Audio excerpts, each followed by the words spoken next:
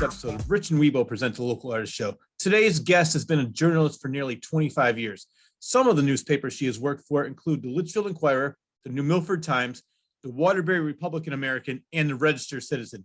She joins Wibo and I to talk about her career, how journalism has changed drastically over the last 25 years, and much, much more. So please welcome Emily Olson to Rich and Wibo present the Local Artist Show. Emily, how are you? She's here. She's here. She made it. I am so glad to finally have you on the show. Yes, very. Because I've written about you guys a couple times already. You've interviewed us several times for the Local Artist Show, and I know also you're very good friends with Joseph Timothy Quirk, who I also work with. I worked with Nutmeg Chatter, but now he works for Local Artist Show with us, making sure that it's on all the stations, which WAPJ, the home station, and also I do Nutmeg Junction with him. So I've known him. Actually, I want a nice big thank you to him for getting me started on this, because I'm having the time of my life right now. And that's how I was first introduced to you, because Wibo, as persistent as he is, when are you going to interview? When are you going to interview me? When are you going to interview me? So finally he had to come out of hiding. All right. That's what I do. So I want to know more. You know a little bit about us. I want to know more about you. Okay. Did you always want to be a journalist? No, actually, when I was a little girl, I wanted to be an archaeologist, and I dug up the yard and, went to the Peabody every chance I got with my dad, and, had an arrowhead collection from farmland up here where I live in New Milford that my grandfather had collected. And my grandmother gave me a lot of artifacts. I have a lot of really early Native American tools and things like that. So I saw the Pueblo Indians who lived in the cliffs in New Mexico, which is like a stunning thing to see, because they just disappeared after a few thousand years. And I was just fascinated by that, and I wanted to be on that discovery part. I wanted to go do that. But I had no math aptitude and no science aptitude, and you need those to become anything related to science, whether it's a million years old or brand new. So archaeology kind of fell by the wayside as I got older, but I wrote poetry from like 5th grade on. And so writing became something that I was good at. So I didn't really realize I wanted to be a journalist till I went back to college in my 30s. Well, I want to get to that, but first I want to go back to the archaeology, because that's really interesting. So how old were you when you first decided you had an interest in that? 14, 15 years old? Like maybe 8 or 9. I've got my mother's garden spade, and I'm just digging up the yard, basically. Digging holes. We lived on the north end of Bridgeport, and we had 2 backyards. We had the backyard in front of the garage, and the house was here, and then we had the backyard behind the garage, which a lot of people didn't. So that's where we all went to play kickball.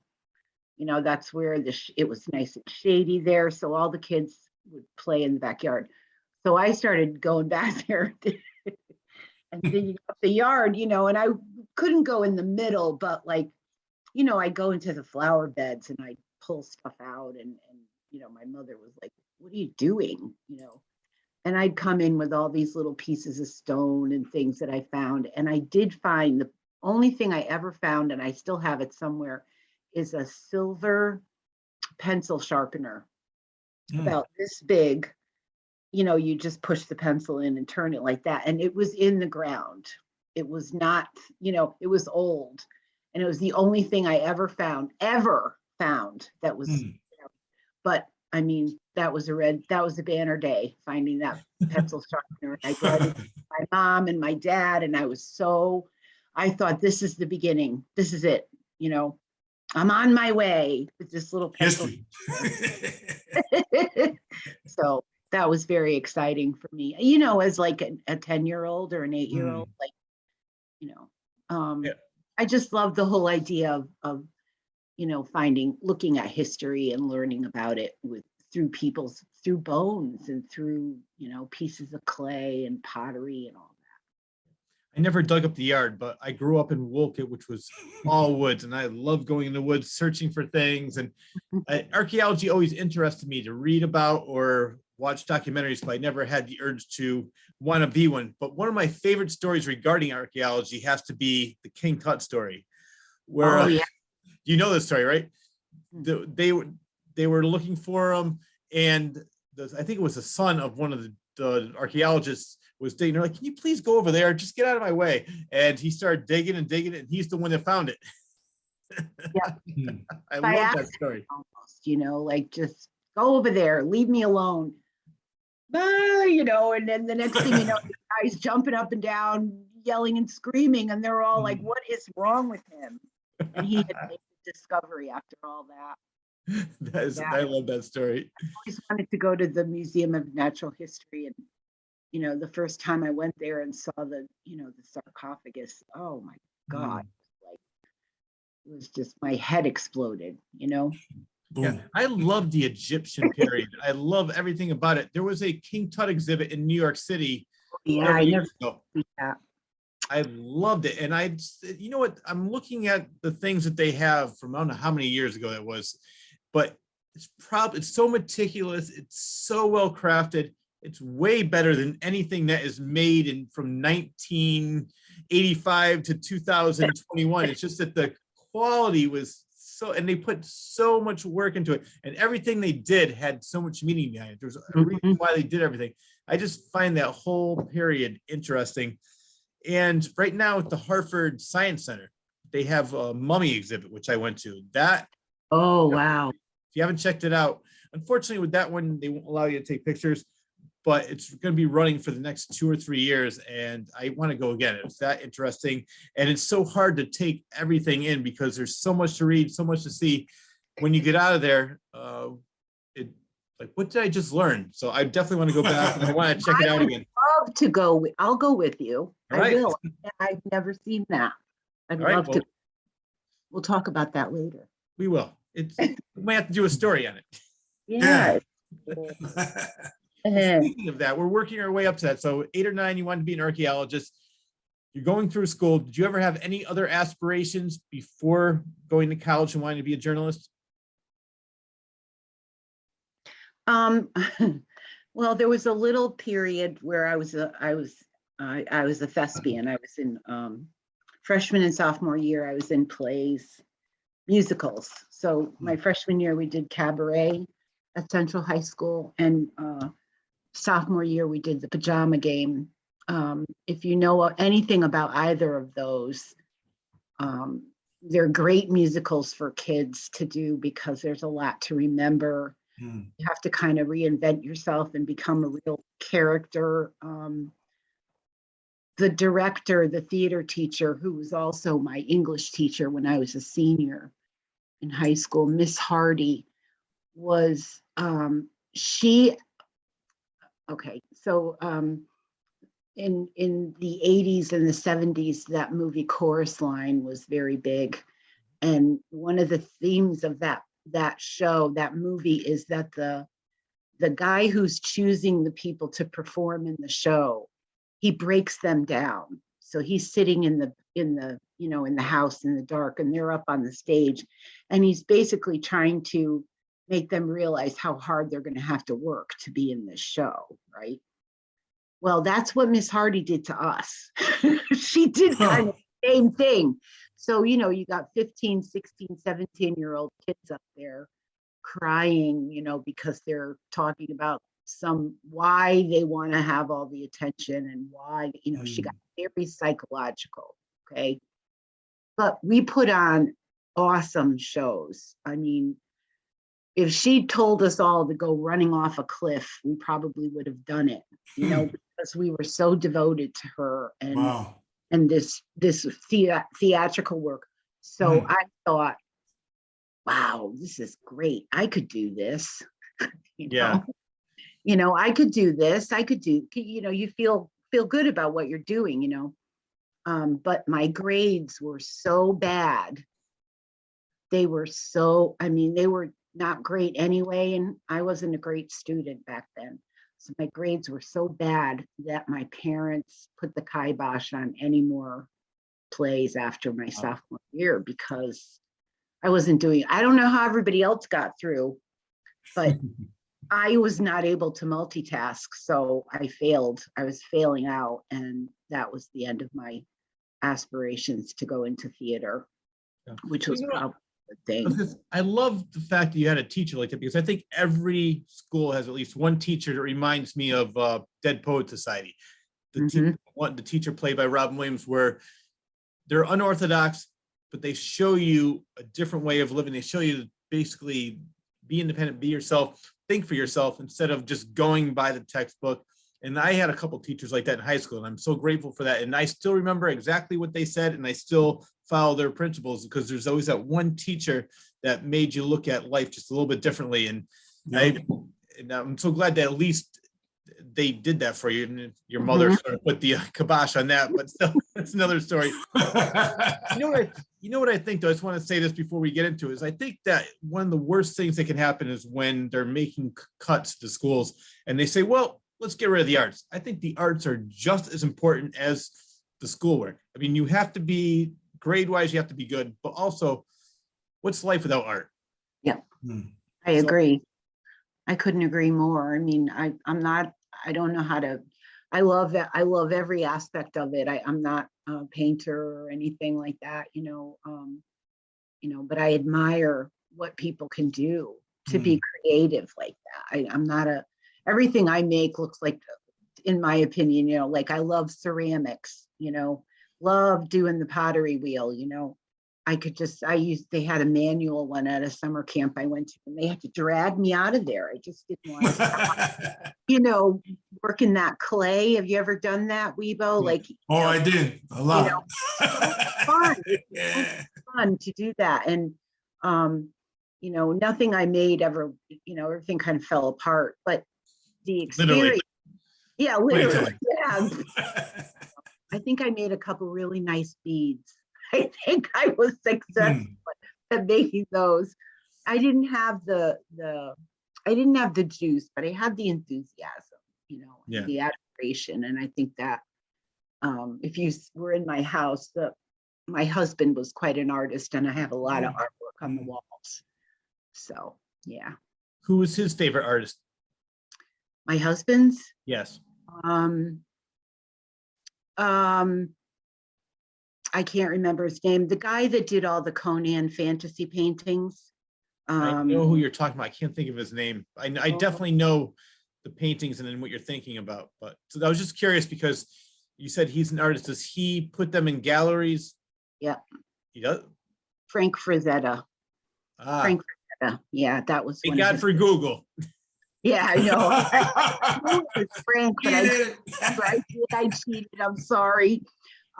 Yeah, he's passed away, but he showed his work in a few galleries. He had a few shows. Yep. And he's in a permanent gallery in my office now. I have all his big work on the walls, and I got I may be doing I'm talking to Judy McElhone about possibly doing something with his work at the gallery, like maybe like a tattoo themed exhibit, because he was a tattoo artist, and I have everything. He never threw his stencils away, so I have piles of them. Wow. I just saved all his material. So, well, I think the gallery in Torrington would be perfect for that. Definitely, especially with all our parlors up there now. How many do we have? 6? At least 6. And I've met so many great artists, and I've interviewed so many great artists for the other radio show and this too, just from going to that gallery, introducing myself. And Amy Smith is one. I'm not sure if you ever met her. Oh, yes, yeah, I know her. Yep. Yeah, she's a former guest. And Mark Stolfi's another one. I just love talking to and hanging around creative people, because to me they're much more interesting. They're not afraid to be themselves. I think, like, most of some of the other people think, well, I'm this age, I have to live like this because that's what's expected of me. No, who cares what's expected of you? Live the life you want to live. And if you can't make money doing it, at least have it as a hobby. You always have to have a passion. And I love the fact that we're going to talk about your passion, which is journalism right now. And Okay. you're all over the place, which I love. Yeah, she is. Yep. So you were in school writing poetry. You went to college. Well, so I went to college after high school and I bombed. 18, just turned 18. And 3 months later, I go to live I went up to Eastern in Willimantic and lived in a dorm up there. And it was 1978, so I wasn't ready and I did not have any discipline. I wasn't a good student, like I said, so it didn't end well. And I came home and I, got a job and I went to Housatonic Community for a while in Bridgeport, which is a wonderful community college. I recommend it to anybody who, is looking for a reasonably priced education with like the best professors around. There's some great teachers there. We were in the old Singer building on Barnum Avenue back then. And I did that for a while. And then I got a job at a bank. And so for the next maybe 10 or 12 years, I worked in banking, I worked in retail, I worked in fast food, I worked in a lot of retail. I worked in machine sales. So I sold, I was in customer service and I helped people who owned Bridgeport lathes, Bridgeport machines, the Bridgeport. Oh yeah, Bridgeport machines, yeah. Yeah. So I worked in their sales office in Bridgeport, right under the highway, like right on the intersection. It was the most stressful job. And then I got a job at a garden center. And so, oh, my cat, that's Natalie. Say hello. Natalie. And Natalie. There she goes. She want to be part of the show. Yeah. Here too. Here's my dog. Appreciate it. Oh, yeah, dog. She goes. Everybody's making an appearance here in the local area. Yeah, I know. Hey, gotta get the pets in there, right? Yeah. They're my, I don't know what I'd do without them. So anyway, so I, after all these different jobs, I was working at this flower shop in Monroe, and I was delivering flowers. I was working in the garden center. I was weeding. I was deadheading, pulling the, freshening up the plants and stuff. I was in the greenhouse. I was the best bow maker, for the funeral arrangements. Oh, okay. The corsages and all that. There's a way to make the bows, And my sister was, her kids were in daycare, and she and her husband, their business was taking off. The kids didn't want to go to daycare anymore. So she said, if you come back and live up with me in Brookfield, you could go to WestCon full time and get your degree. And I said, in what? She said, well, you're always writing stuff down. Maybe you want to look at teaching or something. I don't know. She said, but you can't keep working at this flower shop. You got to do something, So it was that door opening, that window, and I thought, I loved working at the flower shop, but I didn't want to be delivering flowers when I was like 60, So that's what I did. And I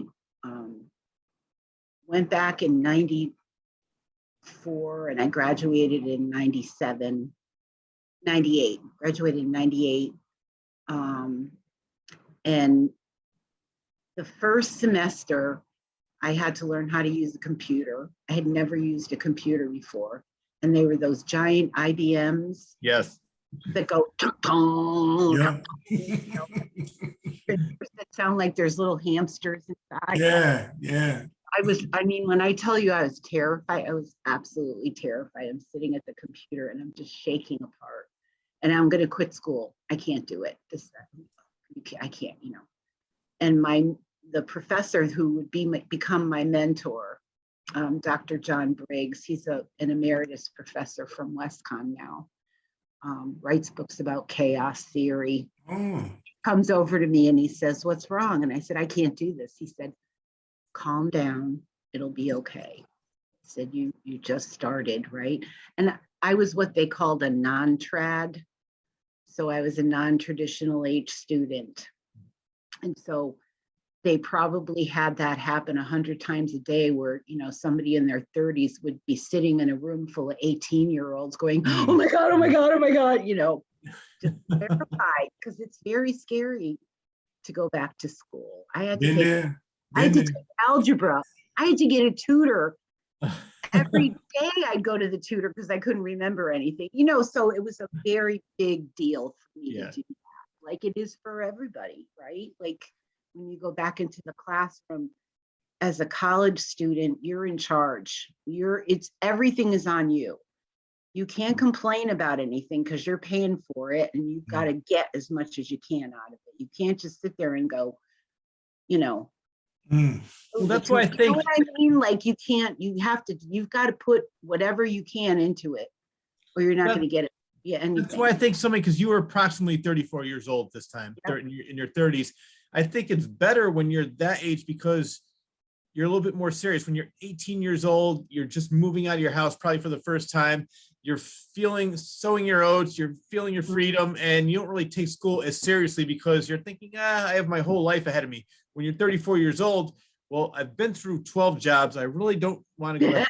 This is like make it or break it, and you're going to hit the books. You're going to do the best you can. So I think sometimes it's better if you go later in life because you're going to be a little bit more serious about it, and you're going to probably do a lot better because, as you said, you're paying for it, and this is something that you really want to do. It's not like you're forced to do it. You're doing it because you want to do it, and you're a little bit more mature than you were, 20 years earlier, 15 years earlier. So I think that, I know what you're saying, sort of out of your element with all the 18, 19-year-olds, but I think it's actually a good thing. And I'm sure at that time, Woodward and Bernstein made journalism very exciting too. Oh yes, absolutely. We were all sort of riding on the tails of all that political strife and all the journalists that just broke through everything and discovered everything. And it was so exciting. And everybody that I met who worked for anything that had a printed page, I was just in awe of them. I was just like, wow. So I got on the school paper right away. And that was it. When I got on the school paper, it was called the Echo. I think they're still publishing it. But I got on that paper and, saw my little tiny stories and, in print and my name there in print. And it just, just does something to you when you see your name like that. You're like, that's me. Look, that's me. And you get like 10 copies and you cut out one, you put it in the scrapbook. And I did all that because it was so exciting. I got an internship at the News Times, the business editor, who I think just retired a few years ago. And that was good because I got beat up really bad. I thought I was hot stuff because I was working on the school paper.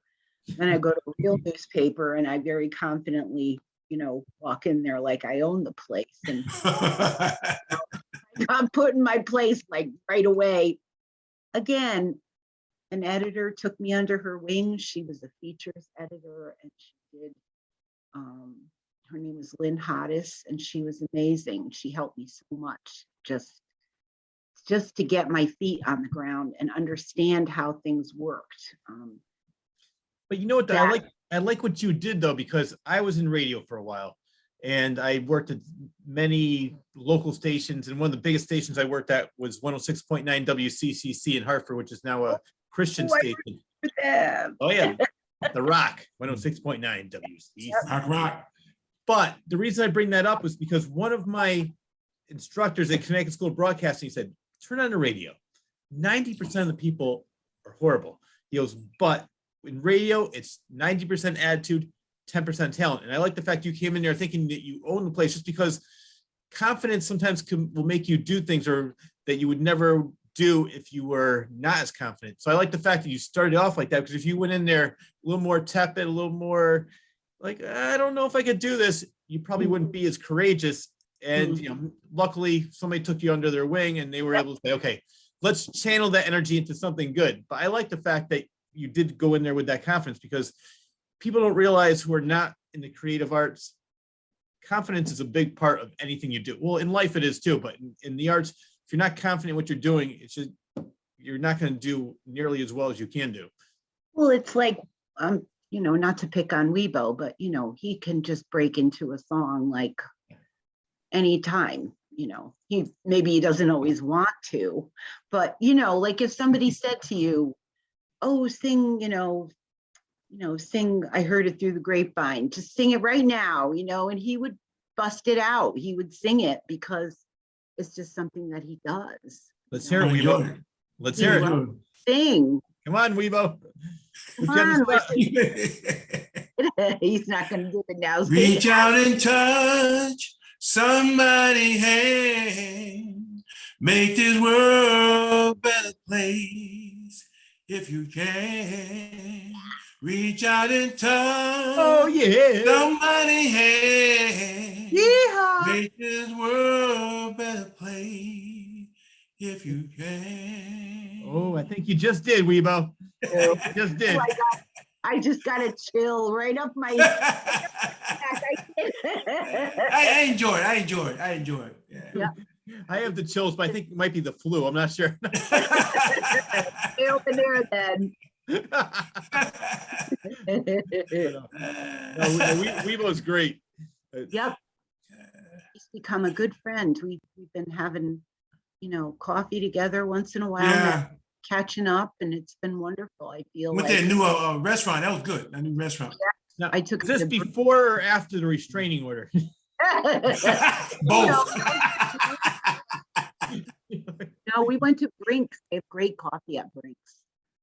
Brinks has a breakfast bar now. Oh yeah, we gotta go, Rich. Gotta go. The girl from Good Company brought her coffee works over to Brinks because Good Company closed. So she's like running the food and beverage part of Brinks. And is his name Julian that owns Sawyer's? Yes.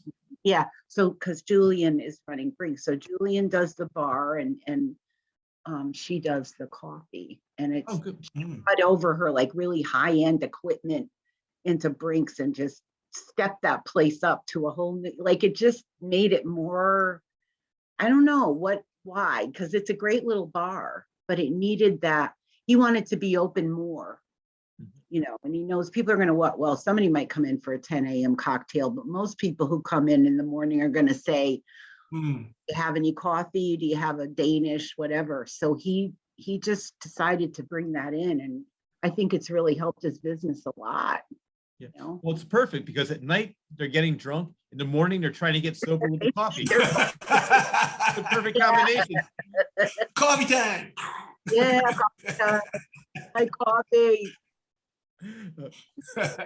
So you started off as an intern. Let's go back to. I was an intern for a semester or two. I was at these times. I think it was my sophomore year when I was at WestCon, and then when you're into the journalism program, it's I was an English major, so I also took all the classes. I took poetry classes. I joined a poetry club. I did we did readings. We published a little magazine. I was very involved in the journalism part of the English program, and there was a lot of tugging back and forth with the professors because some of the professors didn't really, they wanted to get the journalism kids over there. They didn't understand that we could study, Nathaniel Hawthorne and write a news article on a car crash at the same time. They just didn't get that. So, and that's kind of how I looked at it when I was in school. There were, I wanted to be a news writer, but I knew I wasn't a breaking news writer. I wasn't a car crash fire kind of a person. I was more of a go to the board meeting and find out where all the money's going and what are they spending it on. And that's community journalism, and it's the most important kind, in my opinion. So that's really where, by the time I went to my first job right out of college, I got 3 towns in Westchester County that I'd never heard of. And I was driving all over Westchester County covering these towns and then driving home every night to Milford.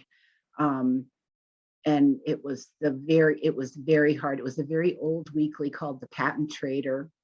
And we were in the basement underneath a Buongiorno market. And it was smelly and it was kind of dirty down there, but it was my first job and it was very, very hard, very hard. I learned everything from that job. I had the best editor. His name was Evan Brandt. He's at the Pottstown Mercury now. Shout out to Evan. And he is still at that paper. Even though it's been like squeezed down to almost nothing by the company that owns it, so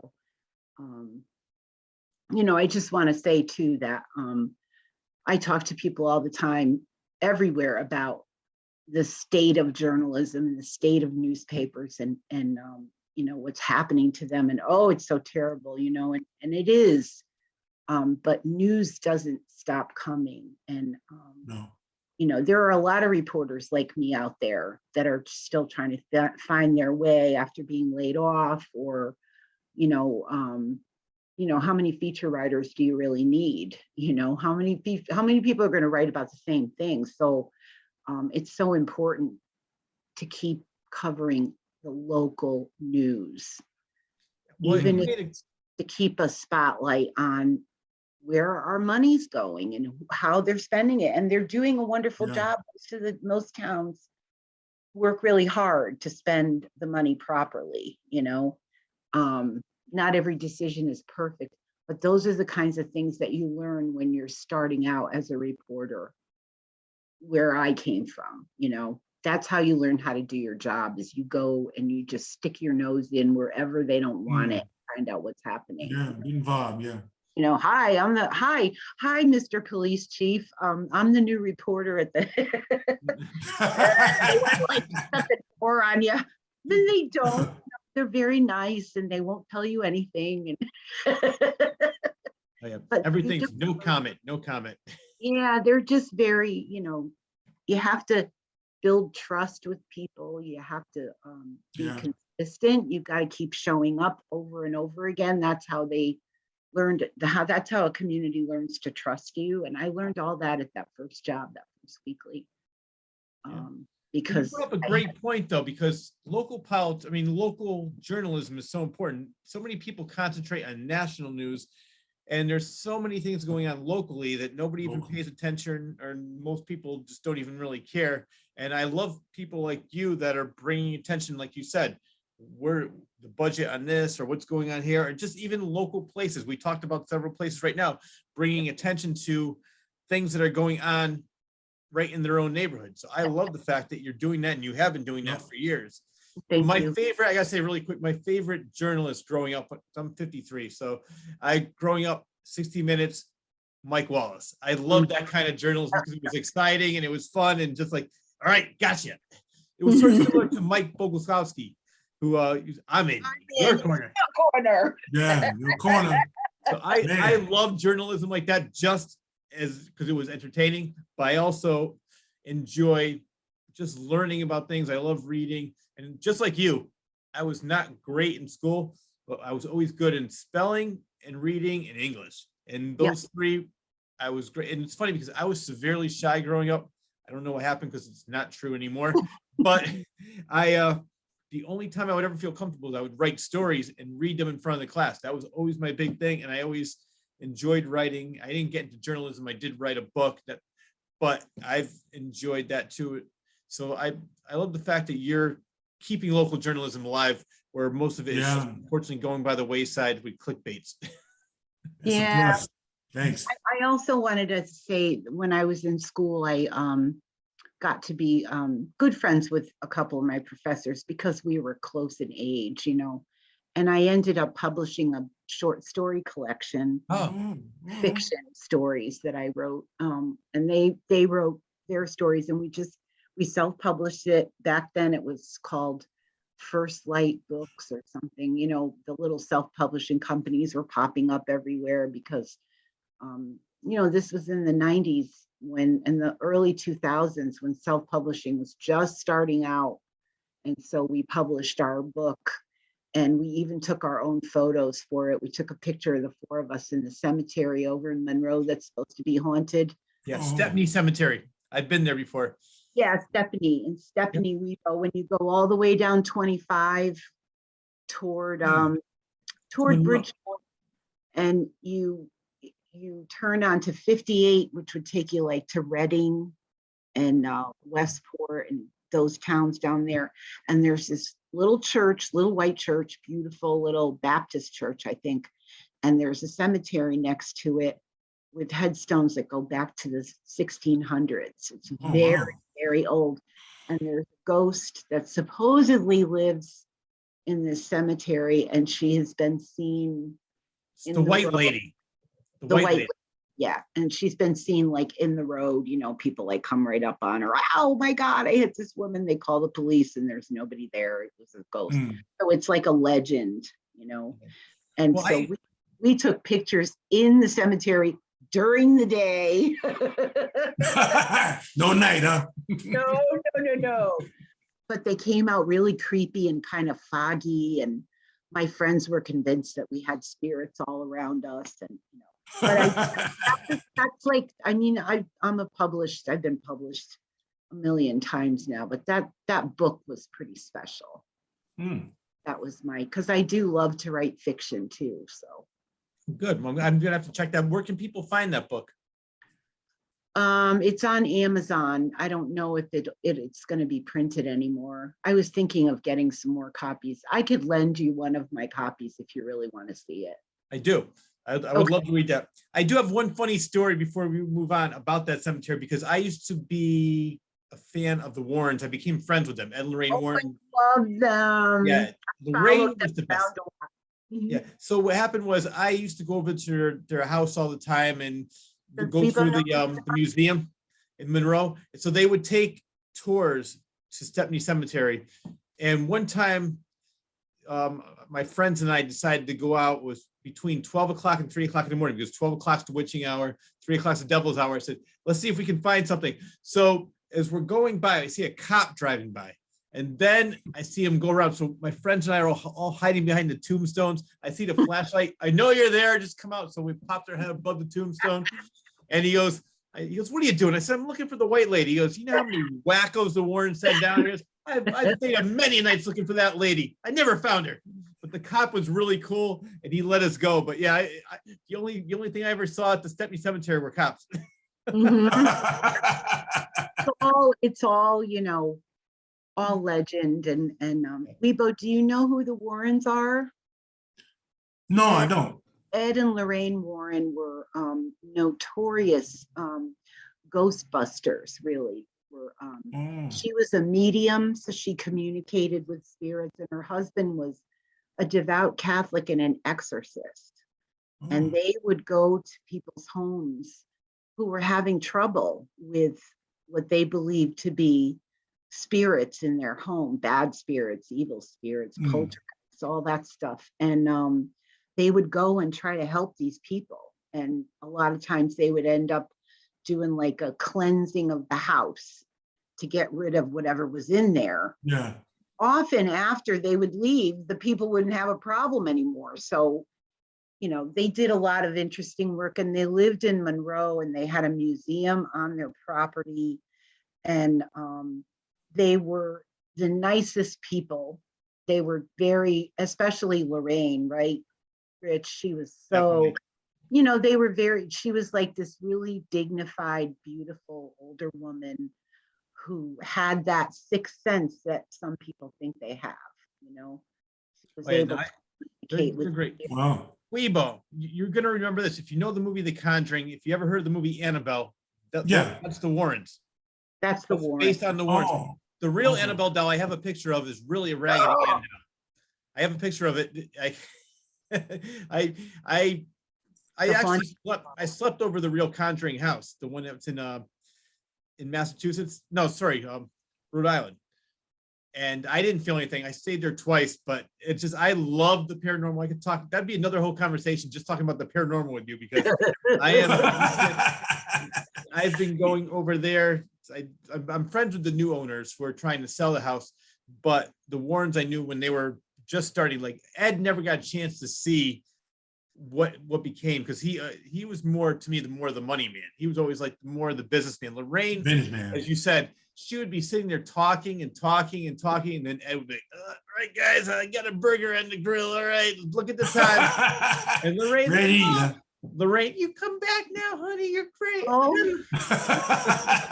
back and visit us again soon. Yes. Oh, cool. Such a great, and a really genuine, really strong belief. They were both very devout Catholics. They were very, very religious.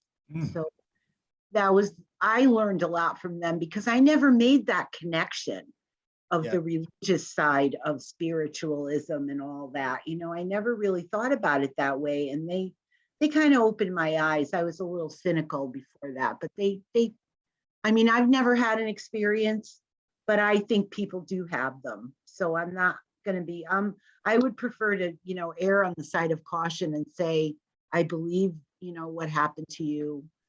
Nobody's ever floated past me. Nobody's ever pulled a chair out or scared me and woke. I've never had anything like that ever.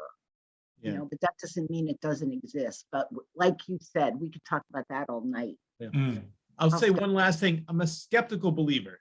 I definitely believe there's something out there. I definitely believe people do experience it, but I'm also skeptical with a lot of the people that tell these stories, because I think most of the people that get the most attention are the ones that are just lying because they want to get their 10 minutes of fame. I think most people that really see something are the more quiet ones who don't really want to make it public, who are not ashamed of it, but just like, you know what, it's scary. I don't want to talk about it. If you talk to them, I believe them a lot more than like, oh yeah, I saw this and that, and this happened to me. I think they're just more trying to get, as a PT Barnum says, their 15 minutes of fame. I've seen some things here and there, but nothing major. And gonna have to have you back for part 2 with Emily Olson, the Part 2. So when you were interning, you eventually became a reporter. Yep. I graduated. I had applied. There were a lot of jobs back then, but there were a lot of papers. Yeah. So the jobs went quickly. It was very competitive. So I took this job at this weekly, and I was there for about a year and a half. And then I came back to Connecticut. I was working in, like I said, in New York, and then I came back to Connecticut and got a job at the Register Citizen. I was covering Winstead. There was a little bureau office on Main Street, right down the road, right down from Kent Pizza Garden, like Kent Pizza, right down there. And actually, my friend Jackie Whitman, shout out to Jackie Whitman. She has a great store called Live, right on the corner there. I think that's her last name. Anyway, that's where my office used to be. Every crazy person, who had a problem with their subscription or something, they would all come in and yell and scream. And this lady who sold classified ads would talk them right down. We used this really old DOS system to write our stories, and there was a way to wire it to the main office in Torrington from Winstead. It was like almost like a crank, it's like this crazy thing you had to do, send it, with the old computers. This was, in the very early 2000s. So we were still when I think of how far we've come since then, it's really incredible what we can do now compared to what we were doing back then. Was you there when Sonia was there? Oh yes, I worked with Sonia. Oh, she was a worker too. Like, fantastic photographer, Sonia Zinke. Yeah. Yep. She lives in Norfolk. She has those big Newfoundlands, those big dogs, big furry dogs. They have like the long faces and the big tails, and they love the snow. And I think she has 4 or 5 of them. Oh. maybe Yeah, she was more. good too. Yeah, she was good too. I see her all over the place. Great photographer. Yeah, yeah. Yeah, so I started working at the Register Citizen, and then one night, the Litchfield Inquirer, which was one of our sister papers, needed somebody to cover the Litchfield budget meeting at the intermediate school. Craig Minor, who's a senator now, Oh, the center, yeah. yeah. I don't think he's running again this year. No, but he's stepping back. is he stepping down? So the first time I Yeah. met Craig was at this budget meeting, right?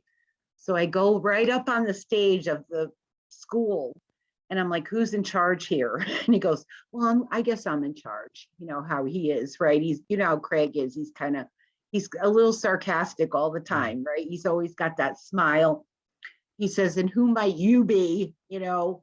And I said, oh, I'm here to cover the budget. I don't know what I'm doing.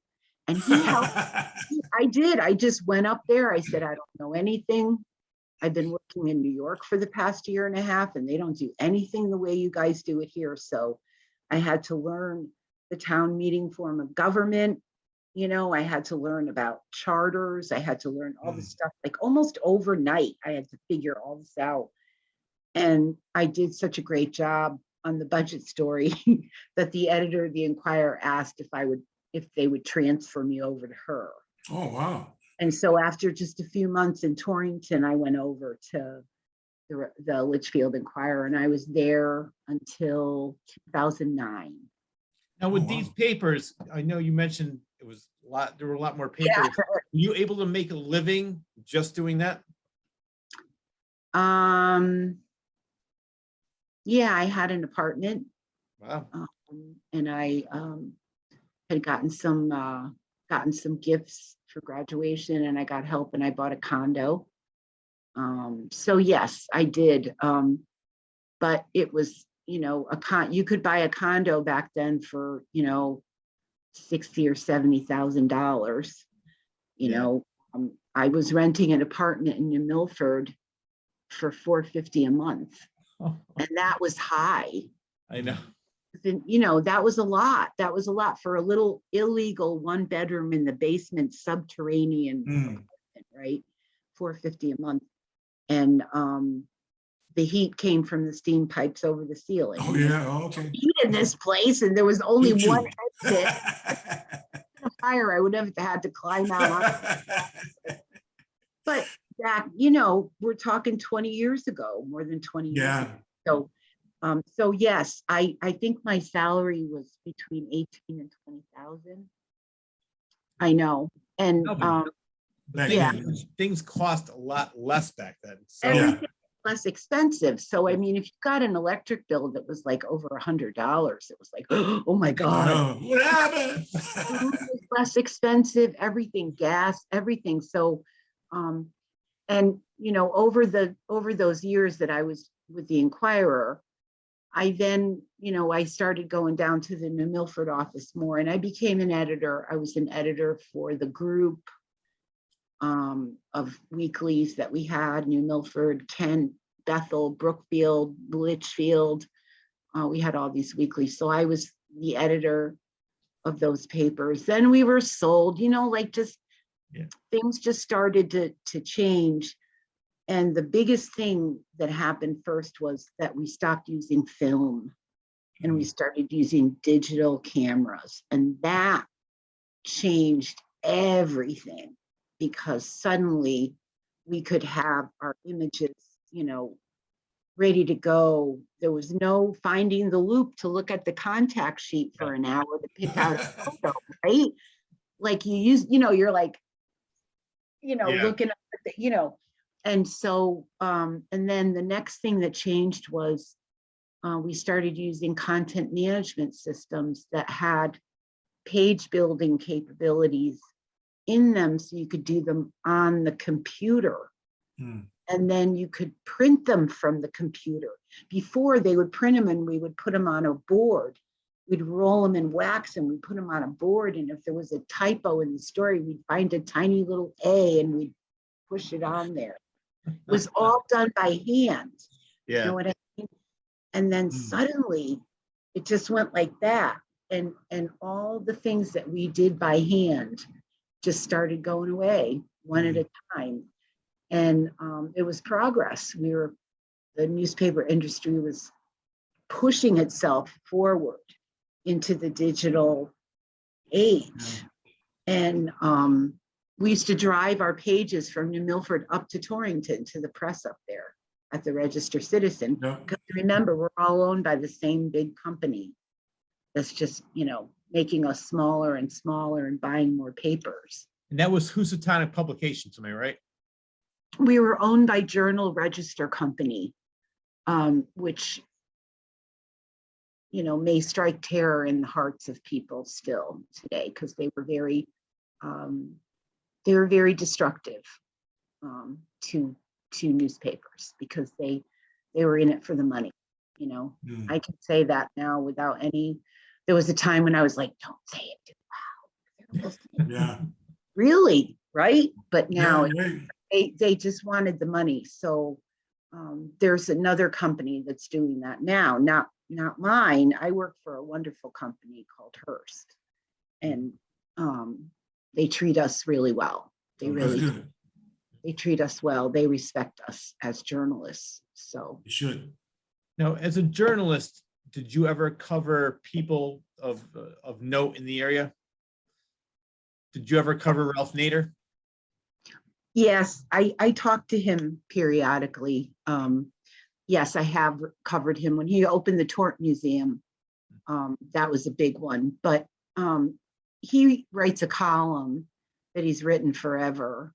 And it's he's never wavered from his concerns, and he talks a lot about the economy and the parties and democracy and what's being destroyed. He's very concerned, and every once in a while he'll call for something, so I do get to talk. Okay, that's good. He's a fascinating guy, and he's also he's very, very nice.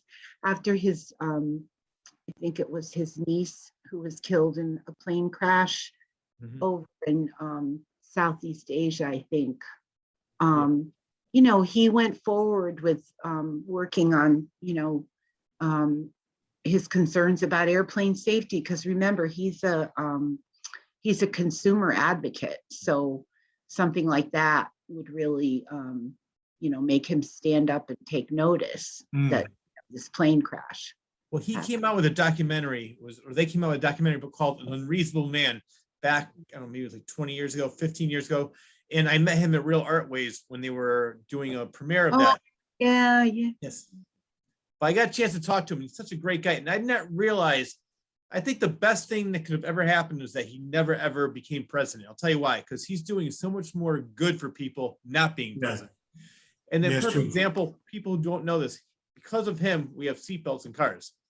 Because his friend in college died, and all these car companies were so mad because it's going to make our car look uncool. And at that time, he was part of the biggest lawsuit ever, because there was a clip of Robert Kennedy getting involved because they were trying to set him up with a hooker to make him look bad so they can badmouth him. And then he ended up suing them, but because they did not want seatbelts in their cars at all. But that's just one example. I mean, people are sending him pieces that are long.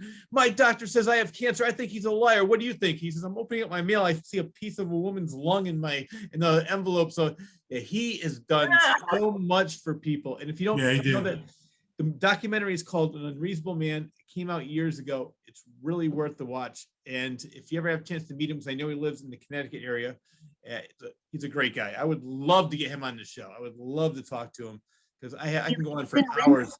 Rich, he has a home in Winstead. Yeah, is he easy to contact? Yes and no. I can help you with that, I think. Thank you. We'll talk. I can pass it along, I guess. Yeah, I would love to. And you could, I'll do a very, very respectable interview with him. I have nothing but respect for this guy and everything he's done and continues to do. So we'll talk off the air. We'll talk while we're looking at the mummies in Hartford. We'll talk about it. I think Wibo should come with us too. That would be he was down there not too long ago in Winstead. Yes. He lives there. Yeah. Yeah, yeah, he's in New York City. He has his offices are in not in New York, in Washington, DC. So he comes back and forth between, he's older now. He's Mm.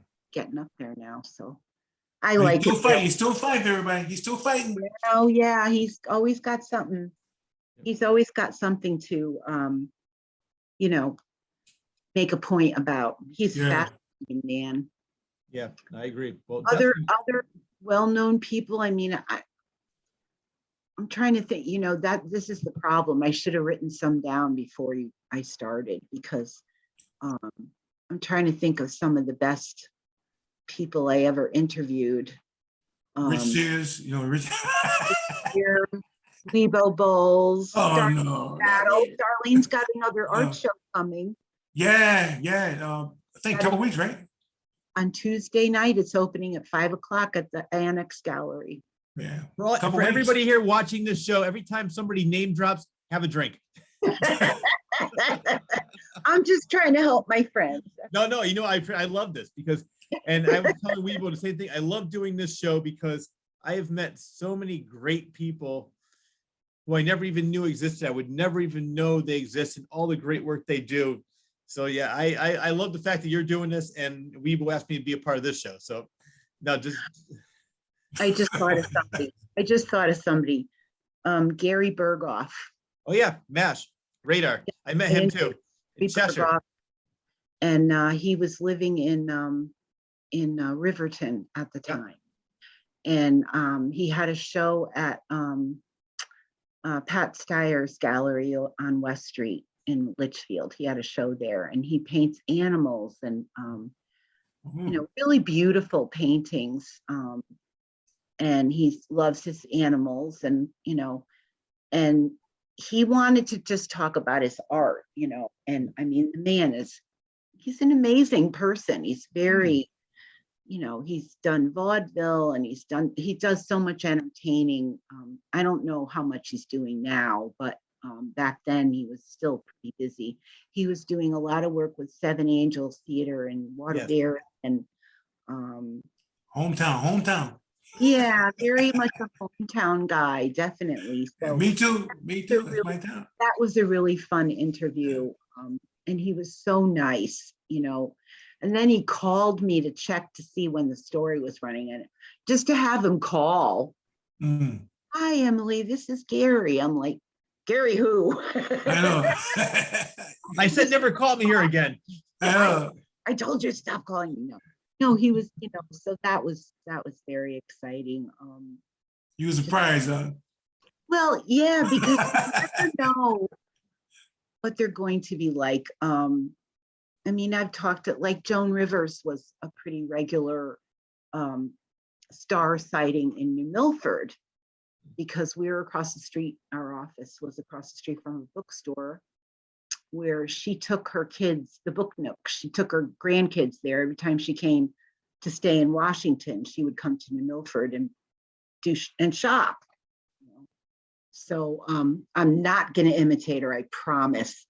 But a lovely, lovely person, just the nicest lady, just so everybody's grandma, everybody's mom, you know, really sweet. And with people like us, you know, just, oh, hi, how are you? You know, if somebody go, oh my God, look who that is. Oh, hello, how are you? She didn't get aggravated or anything. She was just very. You know, I've heard that about, because she lives in the area too, is Meryl Streep. She's in the Litchfield area, and everybody who met her said she is the nicest person in the world. She'd stop, and she was talking to their child and picked her up and said, oh my God, you're so cute. Took the time, wasn't bothered, wasn't aggravated, was so down to earth. I would love, the one I hear bad things about in this area was Mia Farrow. I've heard nothing but horrible things, unfortunately. For people that met her, said she is very rude, and it's not just one person. I know a lot of people that ran into her different places. She wanted nothing to do with anybody even acknowledging her. Just leave me alone. And unfortunately, when you're in the public eye like that, I mean, she's not really in the public eye that much anymore, but it's just, I don't know. You don't have to be a jerk. I know people aren't always in the mood to be sociable, but just say, you know, thank you very much. I appreciate it. And just go on with your day. But I love going to a lot of different movie conventions and meeting a lot of people. I met Gary Berghoff, I met Jamie Farr, and I met Major Houlihan with Loretta Swit, and Gary was talking all about his art. This was 2003, and it was funny because I met Jamie Farr, and he's talking about MASH. I said, I don't care about MASH. I want to talk about the Gong Show, because he was a host on that, or judge. I mean, so we were talking about the Gong Show for about half hour, and he was going on and on about Gene, the Dancing Machine, the Unknown Comic. Yeah. But Gary Berghoff, like you said, at that time, he was promoting his art very much, and he was such a great guy, very down to earth, very quiet. Yep. You know, William Christopher was the other one. He played Father Mulcahy. He was, but at those times, I wish I had a radio show. I'd love to have you on the show, because it seems like that they would do something like that. But so people don't realize in the Connecticut area, especially in the area that you're in, there is a lot of known people that quite a few around New here. York. If it's a perfect place to live, then New York's not too far. And then if they go to LA and make a movie, they'll come back. We have some great, I'm trying to think. Well, the West Street Grill is the place where people who would weekend in Litchfield would go for dinner, because it was, the reviews would always say that you felt like you were in Manhattan when you're in that restaurant. You know, it had that kind of jazzy vibe with really good food and kind of a nice setting. And we had star sightings there. The celebrity that loved to go there was Ed Koch. Oh yeah. He loved eating there, and he would show up there. And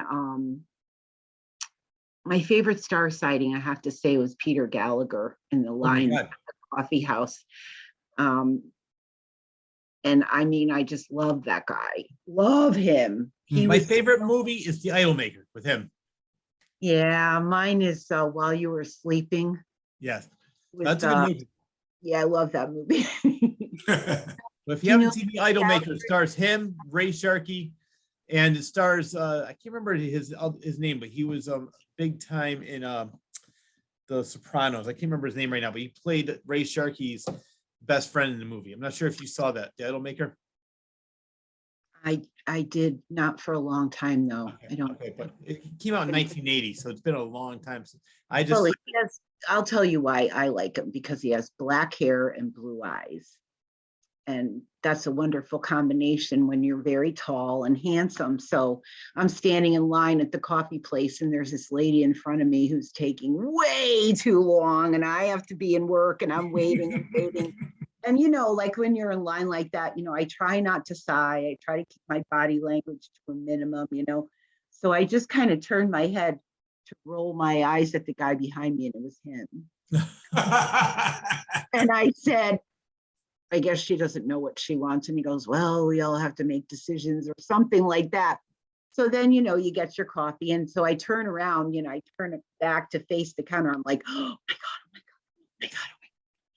Because he had been in New Milford for the filming of Mr. Deeds with Adam Sandler. And that was a big deal. And that's how we all found out that he lived in Kent. He had a home in Kent. So, but I had never seen him after the movie finished. So we both get our cups, we walk over to get our cream and sugar, and I couldn't help it. You know, I had to say hello. And I said, my name is Emily. I said, I'm a huge fan. I've seen all your movies, and I just think you're wonderful. That's what I said. He goes, that is he goes, you just made my day. You know, thank you so much. What's your name? And I said, my name's Emily. I'm a reporter over at the newspaper. And, oh, the New Milford Times. I read it every week. Like, he was so normal.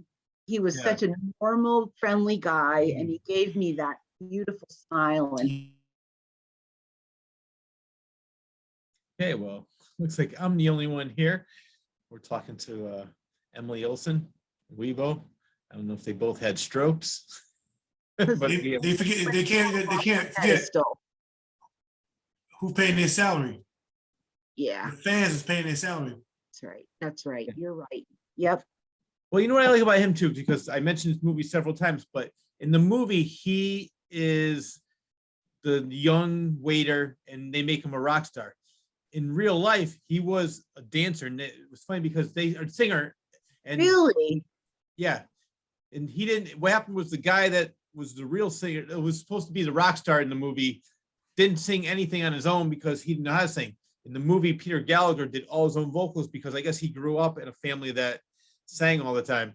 Wow. Yeah, so I was reading about him because I'm like you, I'm a fan of him. I think he came out with some great work, and it's so nice to hear people like that Yeah. are also Yep. nice people. He's a good guy. He is a good guy. That's And he has black hair and blue eyes. So. Oh, I got blue eyes? Yeah. Brown eyes. You have big brown eyes.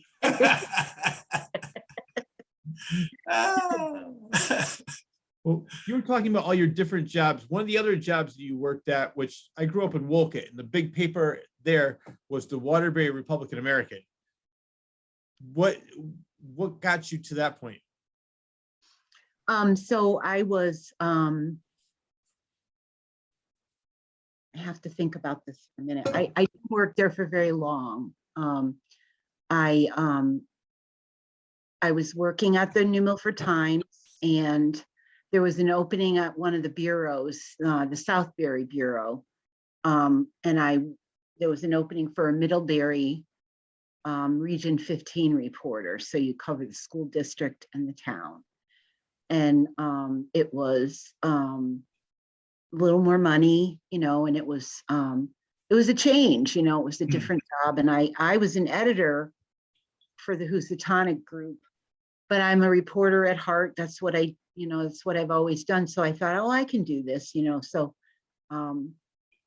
so I went there, and our company, the Housatonic group, had just purchased the Litchfield County Times. So I left them in I kind of left them in a bad spot. They didn't replace me or anything. Like, it was a very, they didn't want me to go. They tried to get me to stay, you know, for 5 minutes, you know, is there anything we can get to? No, I felt like I needed to strike out and try to work at a daily. I had not worked at a big daily. So, and what I learned from that job was that every paper is different, that there is they have a wonderful group of people working there, and they work really hard. And I had some wonderful editors, but I did not fit in that family. I did not fit. I couldn't get it right. I made so many mistakes. My confidence was like just completely disappeared, and I felt very I felt like I was just on the edge all the time. And I've never said this to the public in public before, so you're getting like, you know, I'm being honest here. So I stayed there for 4 months, and I one day there was a big car accident on Route 84, you know, the Middlebury ramp, right? Mhm. And there's that long stretch between Middlebury and Southbury, Yes. where it goes like that, right? And somewhere in there, some lady had driven wrong way, you know, on the wrong side of the highway, and had crashed into a bunch of cars before she went into the median. And it was a terrible accident, right? So the traffic was backed up for miles, and it was really hot. It was like a hot April day. Now it gets hot in April sometimes, right? So I'm walking up the highway with my little digital camera in my hand and a notebook in my other hand. And all I could think about was finding the accident. And, you know, and after walking like 1.5 miles, I turned around and started to go back. And I did speak to some people, because everybody was sitting around in their cars, sitting on the roofs of their cars, talking on their cell phones. Like, you know, everybody had a phone in their car, so everybody's like hanging out the window. And I was so focused on the crash that I didn't, you know, I should have done the human interest story, that everybody was stuck. But I was afraid to divert from anything else because I was nervous. And so I went back to the office, and I waited until like 9 o'clock for the statement from the police, only to get yelled at because I didn't write a story that reflected the chaos of the day.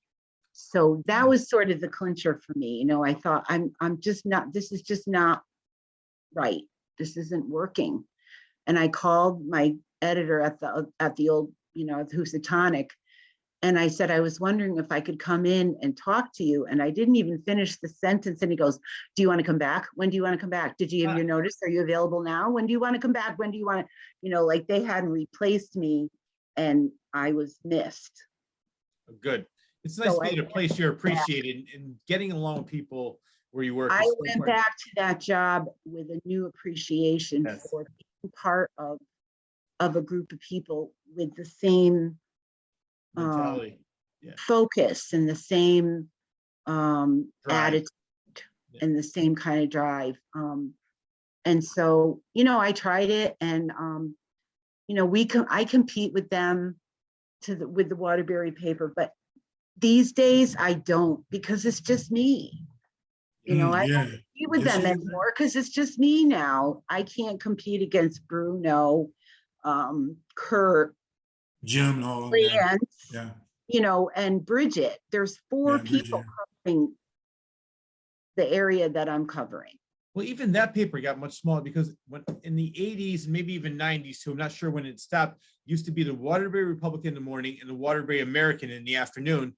And then all of a sudden it just became the Republican in the morning. And at that time, I'm not sure when you worked there, I think it was the Pape family. Was it William Pape? Okay. Yeah. It's still the Papes. It is, okay. It's still a family-owned paper, which is, you know, it's wonderful. I mean, I don't know if you've ever been in their office, but they're in the old train station. Yeah, Meadow Street. It's the most incredible feeling when you walk in there. Yeah, it's nice. Really, really high, and reporters are in like this giant pit, you know, and everybody's just, you know, there's all these weird little old rooms with all their records and everything. I mean, the whole place is like a monument to the paper. It's just incredible. Yeah, it's really very impressive. I never got to go in there because I was always in Middlebury in the bureau office over at Dunkin' Donuts, which was great. Yeah. It just wasn't for me, you know.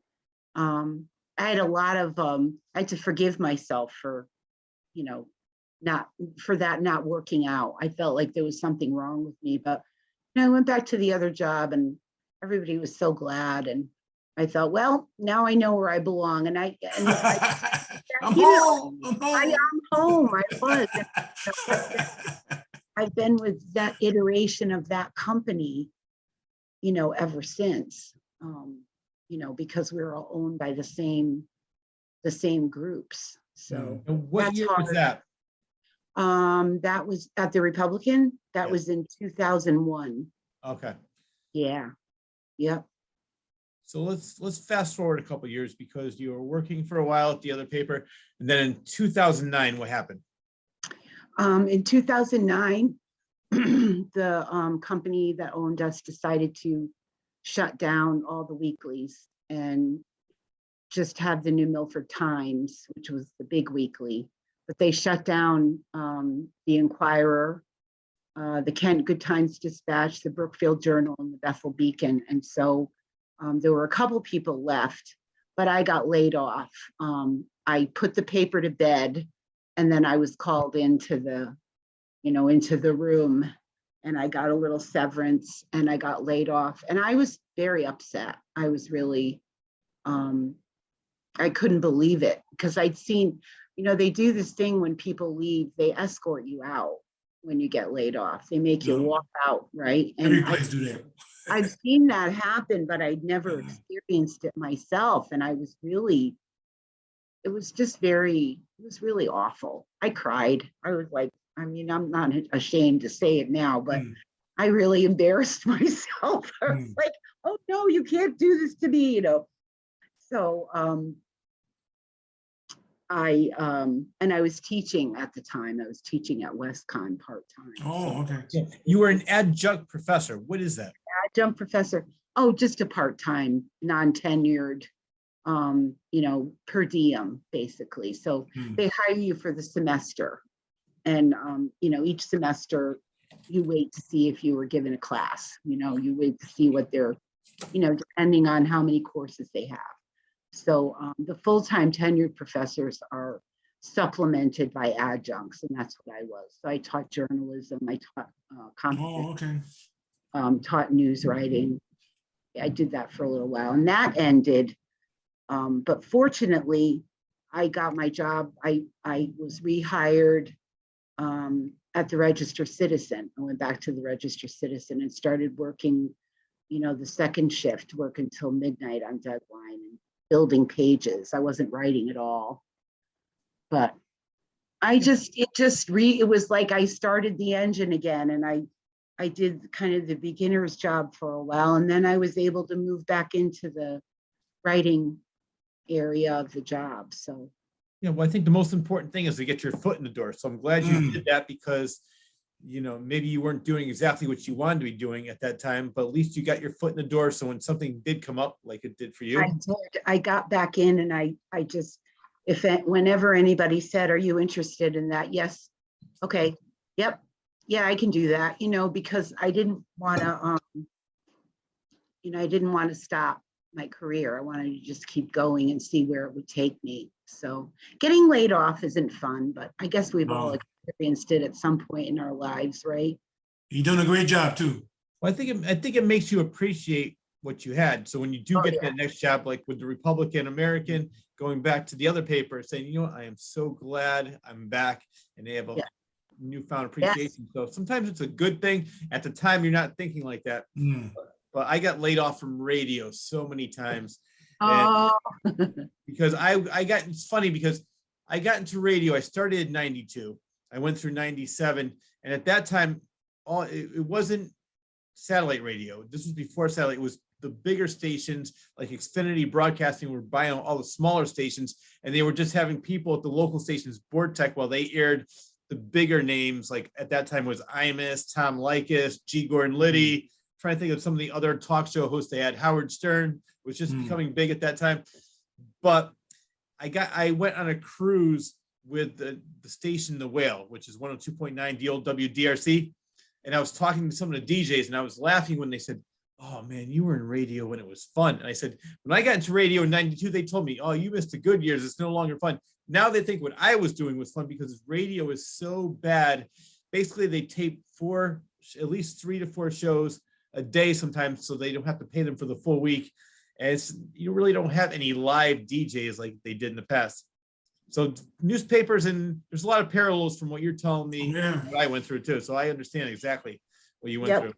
Yep. Thanks. I have seen that, and I'm a PLR girl from 1970, right? And 10 years old, cranking up the radio. It was between PLR and WABC. I would go back and forth. And I think PLR started in like 74. I think that was they're celebrating their 50th, or 72. They're celebrating their 50th this year. And they're owned by iHeart now, I guess. And there's 2 or 3 DJs, one in particular that is still on there, Mike Lapitino. Yes. And I love that he's on in the middle of the day. I listen to him every day while I'm in the car, and his voice is so comforting to me because I've been listening to him, 30, 35 years or 40 years listening to this guy, really. And when your old buddy Lappy. My old buddy Lappy have that concert, Jim Koplik will come on with him. They just had a show at the Palace to talk about when the Palace was like the rock and roll center of Connecticut. Right? And they talk about all the concerts that they promoted there and all the people that, did you know that Queen performed Bohemian Rhapsody for the first time at the Palace in Waterbury? I did not know that. Oh yeah? Huge. That's unbelievable. That's the Waterbury? I couldn't believe that when I read that. It was amazing.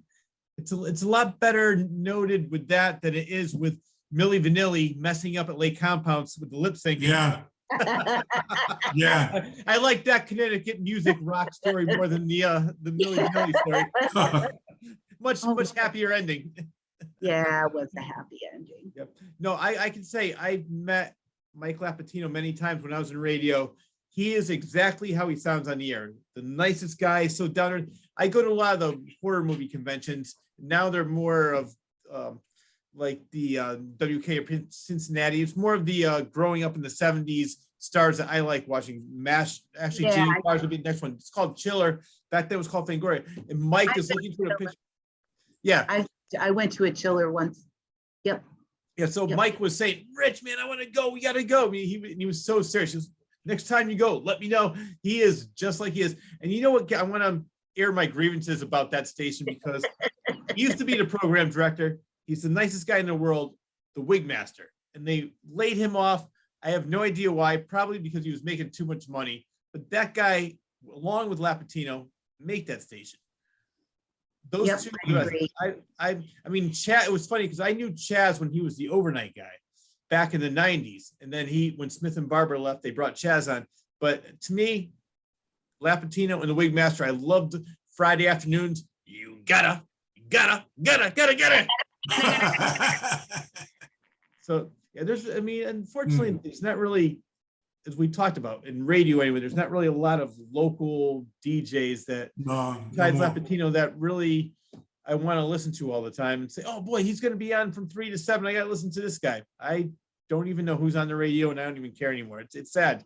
And unfortunately, same thing it seems like with newspapers, they're all just becoming more, I mean, like people like you are keeping it alive, but oh yeah, I'm working at it.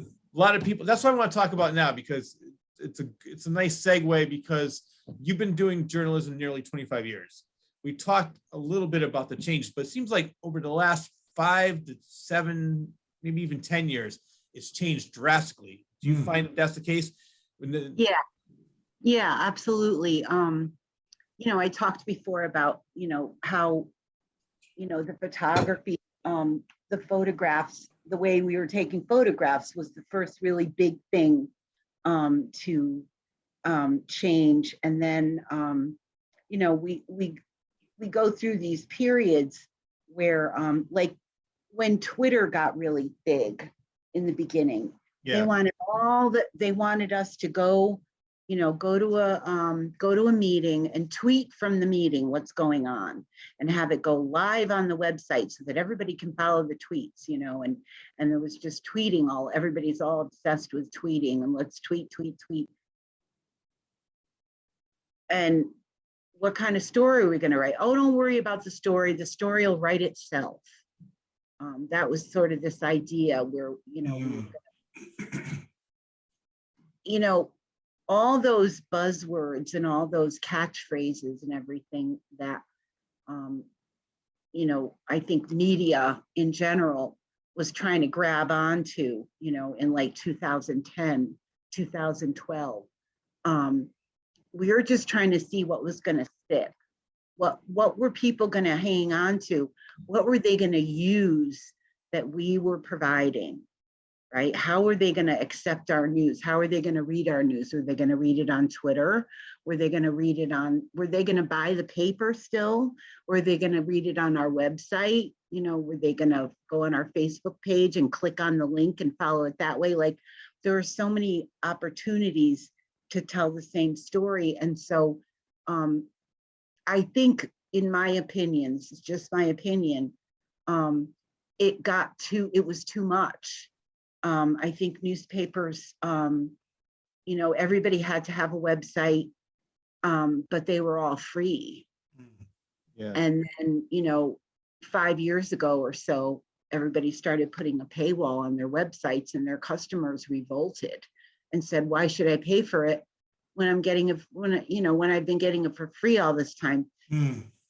Our company has been selling, we've been selling subscriptions now for a couple of years and it's going very well, which is good because there's no revenues in print like there used to be. So newspapers have had to try to figure out a way to make money. Yeah. And, and unfortunately that means pop-up ads that are still the bane of our existence, right? And take so long to get to anything on certain websites because there's so much advertising traffic. I don't think they've really mastered that. Even if you become a subscriber, there are sites that I visit to read the news where I'm just constantly closing things out so that I can read the story, you know. Exactly. And that drives me crazy. Yeah, it's crazy. Here's what drives me crazy the most. And I mentioned this word before, clickbait, where you see something and you're like, oh my God, I have to read this story. And the story has nothing to do with the headline. Right. It's just now, as you mentioned, every newspaper is trying to figure out how am I going to get them to read this? I want to be the first one that they read, the only one. So things like that, with all the ads popping up with the clickbait. I prefer having, just like with me with books, I don't like Nooks, I don't like the Kindles. I like having a book in my hand. I like newspapers. I actually still like reading newspapers, and I know a lot of people say, oh, you're outdated. I don't really care. That's how I enjoy it. Well, I guess, you know, I know the newspaper is, you know, I have a feeling that our readers are probably older. They, you know, get their paper delivered to the house, and, you know, they open it up and they sit down and read it. And my father reads the New York Times every day, and he's 90, and he's better get that paper in front of that door when he goes out. He's not gonna, you know, he still likes to know, you know, what's going on in the world. The New York Times is still the paper that he goes to for that. I think the way media has been like manipulated with the presidential elections, with, you know, just all kinds of stuff. Right now with the war in Ukraine, it's hard to tell what's really going on over there. You know, it's pretty horrible. I think we're seeing more of it than we might have a few years ago. You know, I think our media, the reporting broadcast companies, the television companies are really trying to stay on the ground over there as much as they can to report it, but it's getting more and more dangerous. I don't think people are really taking it seriously. I don't understand. Like, I want to go. I would love to go over there and report. I'd probably be terrified and get sick or something, but I would really like to go over there and try to, you know, help show what's happening. But I'm going to stay here and write about planning and zoning, I guess, you know. I think a lot of people, unfortunately, don't take anything seriously, and I'm generalizing here, unless it happens to them. If it's not happening to me, they can't be happening elsewhere. And until it hits really close to home, like, wow, this is bad. That's always the case. Yeah, I know. That's nothing new. It's just, unfortunately, that goes across the board, whether it's the tree getting cut down in your neighbor's yard, or your driveways crossing over a sidewalk and place it doesn't, or your house just got blown up, you know, by you know, the terrible Russian, whatever he is over there trying to take over Ukraine. Like, whatever it is, it's going to hit you when it hits you. And you know, that those stories don't change. I think what's changed is that we're not putting a lot of thought into the quickness of the news and how it changes from minute to minute. And so that was really the push for us 10 years ago. You know, they really wanted us to, like, we would have a newsroom meeting every day and we would have it live on the computer so people could tune in and listen to us and hear what we're talking about. Did that bring us any more subscribers? I don't know. You know, did it really make a difference in our, it made a difference for us because we had to be careful about what we said in that environment. But I think we were, like I said, we were trying to see what would stick and what would, you know, what people would grab onto, and we would go farther with that. Every reporter had to have a video camera. Have a video camera. Before everybody's phone had a camera, everybody had a little camera. Every story had to have 30 seconds of video, no matter what it was. So, you know, we got we had young reporters back then. They're all walking around taking pictures of the sidewalk, you know, because they had to have a video or they get in trouble. And their energy was, in my opinion, sometimes it was wasted because it just became such an obsession to do this. And our writing suffered. So if our writing I mean, I make mistakes too. I'm not perfect. But our writing is so important, and we don't have enough people to take the careful care that we're supposed to. So things rushed, you know. So I think the biggest change has been the speed of which we are expected to do things. And that you put that together with not enough people and you get mistakes. So that's the thing that we have to strive for, is to be, you know, I hate to sound like a poster child, but that striving for excellence, you know, that there's nothing better than that. You know, that's what you want to do. Let's get it out there as soon as we can. Let's beat the other paper. Let's have the scoop on this. And unfortunately, the talent is going to suffer, and the excellence is going to suffer because hurry up, get it out, get it out. Yeah, hurry up. They rush. And you can write fast. I mean, I write really fast sometimes, and you know, I read it a few times, but I don't see anything because I've written it. So my editor gets a hold of it and she finds, you know, but in the old days, 5 people used to read a story before it went out. Yeah. Now it's 1 or 2.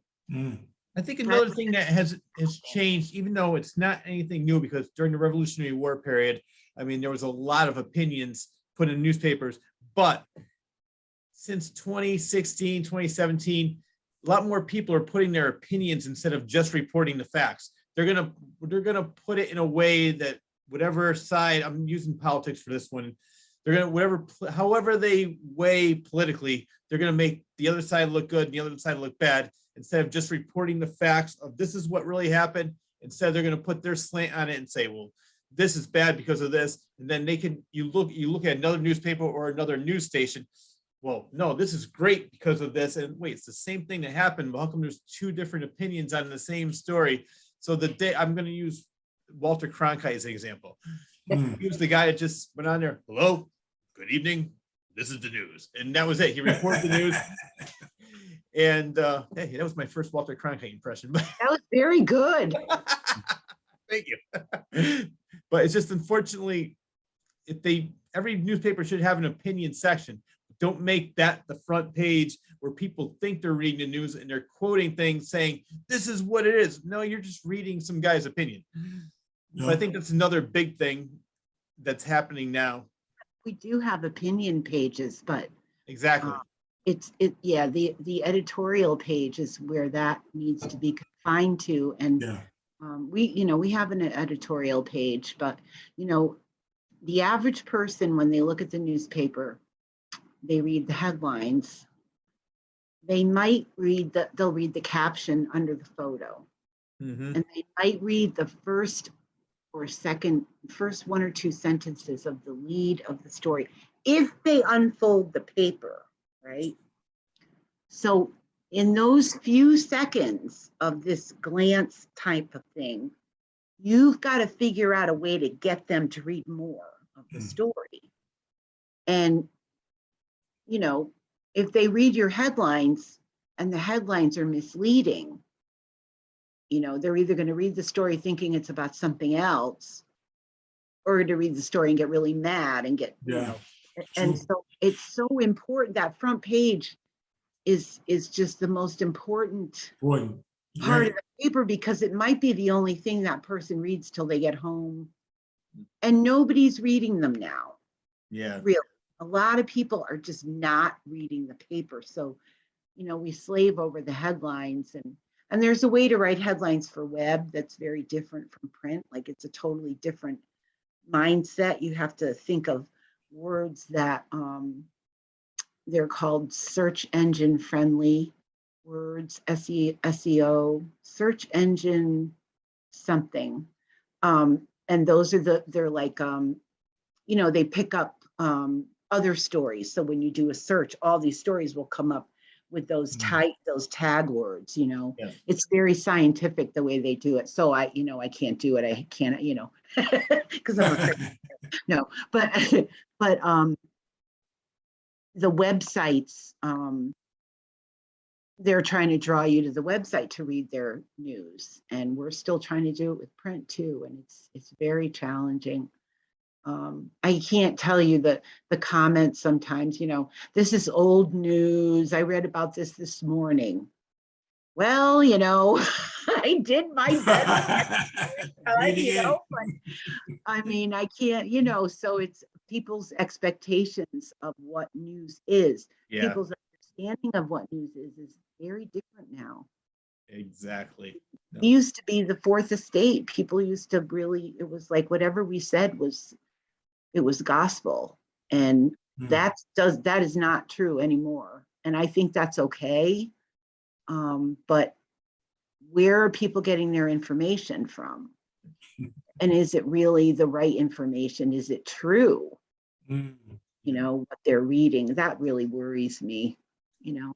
Well, somebody brought up a great point, and I'm talking about the news now, because they were saying back in the 70s, you only had 3 stations, ABC, CBS, and NBC.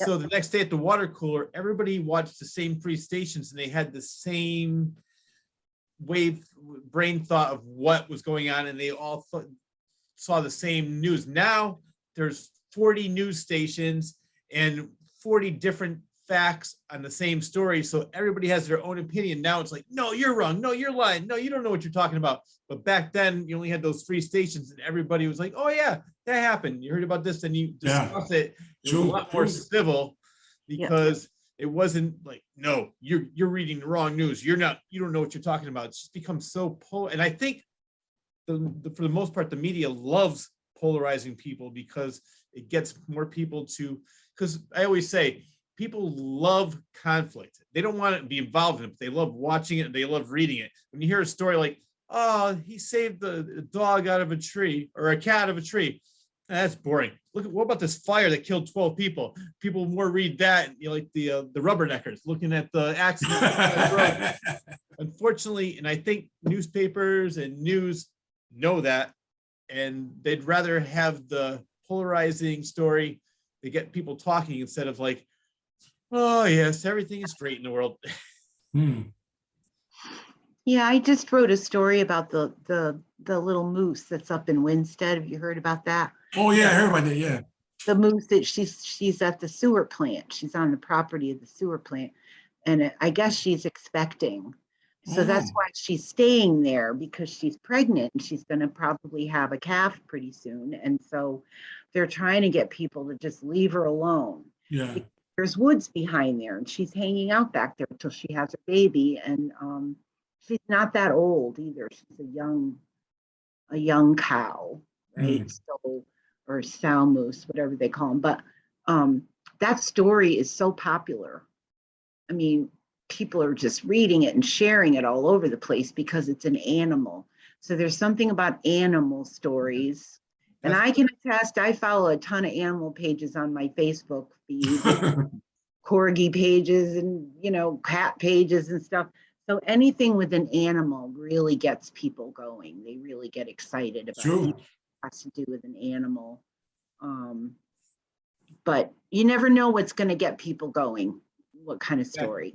Just don't know. Everything is, I think it depends on what the mood is in the morning, if the story is attracting to them. So what day it is. Yeah, exactly. Did you get, what was your day like? Well, what kind of stories you read. So it's hard to know. So I try to write stories I think people will appreciate. Yeah. Things that people are worried about or concerned about, like the skate park. It's a little bit of a controversy in Torrington right now. What's going on with that one? Let's talk about that. So the Torrington skate park is overseen by the Recreation Department, Parks and Rec. And it's been there for 17 years, I think, at the campus. I'm not sure of the year, but I guess it was quite a fight to get it in there. And it's in a fenced-in section of Bessie Drive as you go into the Torrington High School campus on the right-hand side. On the left-hand side is Bessie Park, and the pool is there, the basketball courts are there, and there's a playground there. And there's some volleyball courts down below. And so the building committee for the new high school, who are working very hard to get this project started, came to the Parks and Recreation Commission and said, we need to move the skate park because the footprint of our plan needs more space. And they need the skate park area for parking. While the construction is going on. You see what I mean? So they need to spread the footprint of the project out a little bit. That's my perception of it. Well, because the skate park is on Bessie Family Trust property, which is within the high school campus, it can't just be put anywhere. The recreation supervisor wants to keep it with the rest of the recreation area. So his plan is to move the skate park over to the other side where the playground is. Well, there are people who don't want skateboarders and the like near their little ones playing in the playground. They don't think it's appropriate to have a skate park full of those skateboarders who swear and yell, and then all kinds of statements have been made about there's drugs there and there's this and there's that. So the skateboard community, of course, got very upset because they didn't appreciate being labeled like that. And so they came to the Recreation Commission and kind of stood up for themselves. And then there were the people who want to move the park away from high school altogether, and put it over near the Armory and the Teen Center, kind of out of sight a little bit, not so visible. Putting a teen use recreation area out of sight is a very bad idea. You don't want to isolate them. You don't want to put walls up around them. They're going to get in trouble. You know, they're teenagers. Having it near the high school is people don't want it to leave the high school. They want it to stay where the kids will use it. So last night, the Recreation Commission met, and about 30 people were there to speak about the pros and cons of moving the skate park. Meanwhile, the building committee is facing a deadline to get the parking area done. So they want the commission to make a decision like yesterday. And they didn't vote last night. They listened to speakers for about an hour and a half at the hearing that they had, the Park and Rec Commission. And it was really a tug of war between the building committee, the Recreation Commission, members of the city council, parents, everybody wants it to be somewhere, but they're really sticking to their guns and making it a Recreation Commission decision. Yeah. People want the city council to kind of intervene, and the city council can't do that. The Recreation Commission is in charge of the recreation. No, that's true. In Torrington, there's 25 parks. They're in charge of those parks. They're in charge of all the programs. And Brett, who's been with the town for 15 years now, they trust his decisions. So it's very difficult for them to accept having the park near the playscape. But I think that's where it's going to go. I really do. I don't see them moving it, away from the high school. They may have to have somebody monitor it now. It's unsupervised. Maybe they're going to have somebody watch it. Maybe you're going to have to spring for some cameras. It's tough, because everybody has a good reason for what they want. Yeah. So I guess there was a meeting last month that was very, got pretty heated. People got pretty excited. I missed it. I wasn't there. So Oh, I was probably at another meeting, but so that's what's going on with that. And it's still not resolved. They're going to have the special meeting about it Yeah. next week. And, this is our little recreation commission that, they're appointed and they're, they're just, I don't know if they're appointed, but, they're not used to getting, yelled at. They're not used to getting in any kind of controversy. yeah. And it kind of started with them when they started charging more fees to use the fields. That's kind of what, so there's other things in play here that, there's always something else behind what people are upset about. Hopefully they'll be able to come to a decision that people will accept. Well, I remember one story which happened, I can't remember how many years it's been open now, but when the Palace Theater was going to reopen, everybody was freaking out. Not everybody, but a lot of people in the town. Oh my God, the traffic is going to be crazy. We're not going to be able to drive and this and that. All these crazy people are going to be coming into town to see concerts. It's one of the nicest places in Waterbury. I love the place. I love how they reopened it. I can drive through there. I have no problem parking. I see a lot of shows are actually performed there one time. It's just the fact that I think people overreact to things that they're not really sure of, or they're afraid of the unknown. But now, I mean, it brings so much money into Waterbury. I know. So I think that, hopefully with the skate park that gets resolved in a good way where everybody's happy and the skaters have their place and the other people are happy. But it's just, I think that anytime there's something new or something different, there's always people like, I don't know. I don't like this. I don't like change. It's change. Yes. People fear change. They just don't want anything to change. They want everything to stay the same. Stay the same. That's true.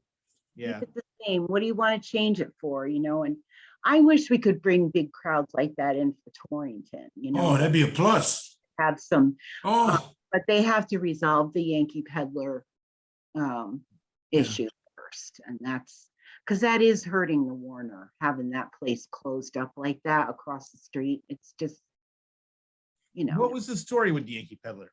Why did it close? Well, the Yankee Peddler was sold to a hospitality company in 2015, and they were gonna, do this and that, and they were gonna make it the wonderful place, blah blah blah, that used to be, and it's never opened again.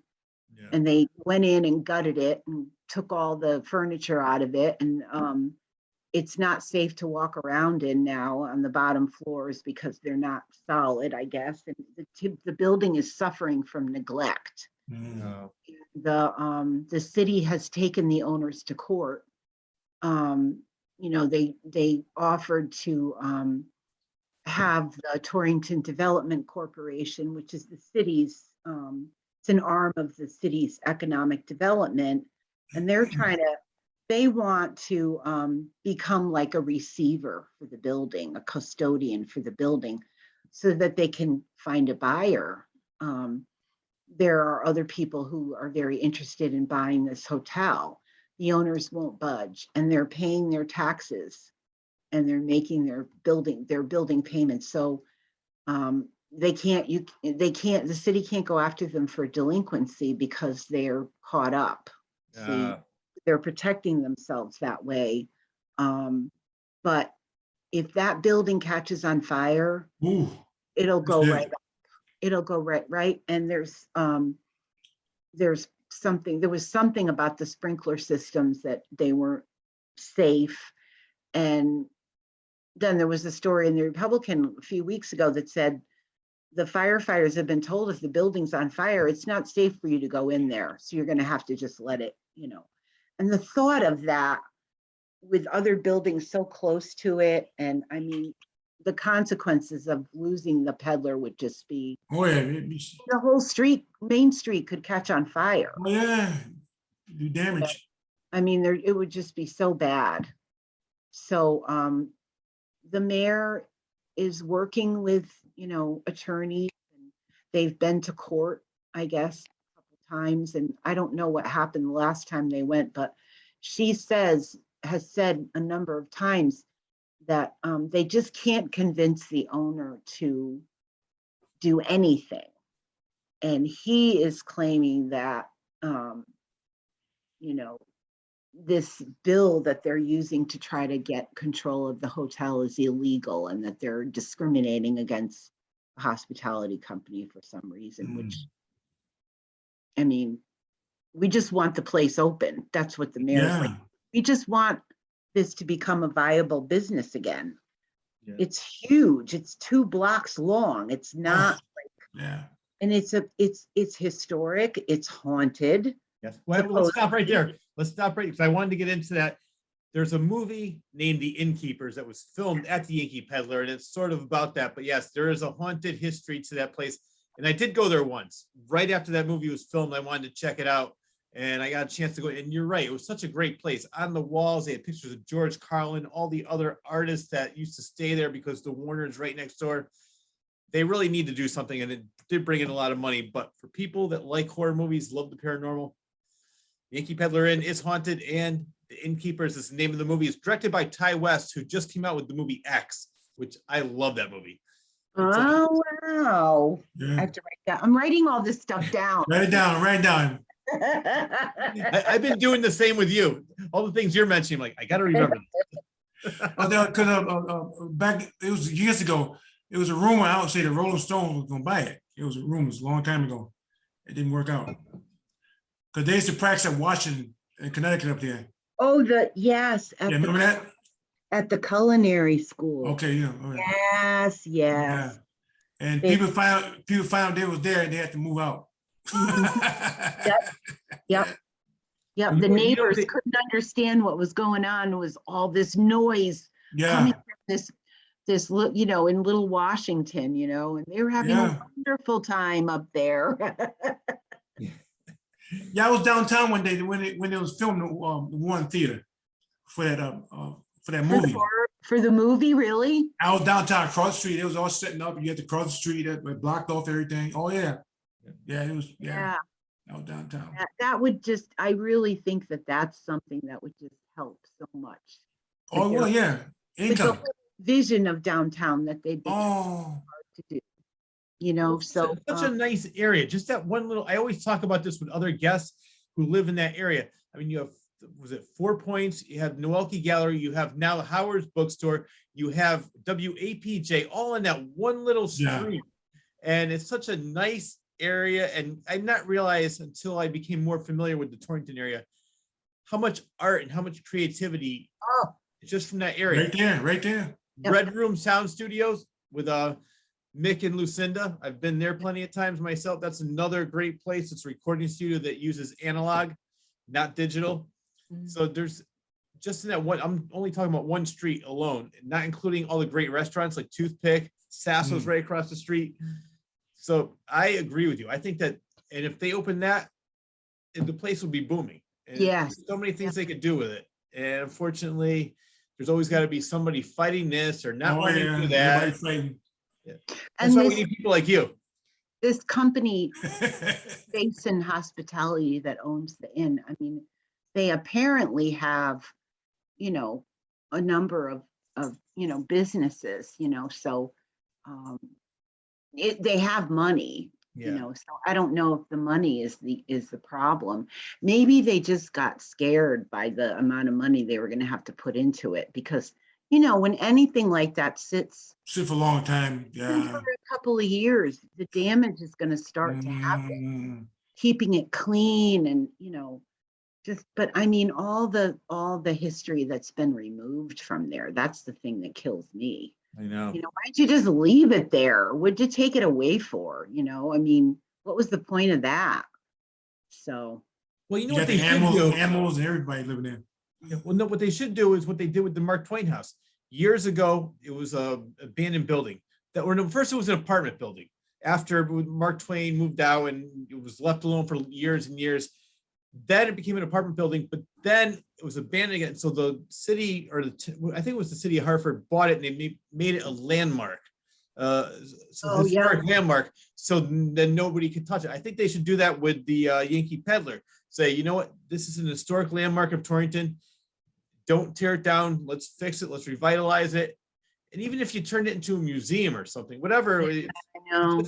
just keep it going. And I think that, I mean, unfortunately, maybe they do need something like that where somebody can turn it into an historic landmark where they can't do anything with it, and then they put the money. Because look at the Palace Theater. I'm going to go back to that story.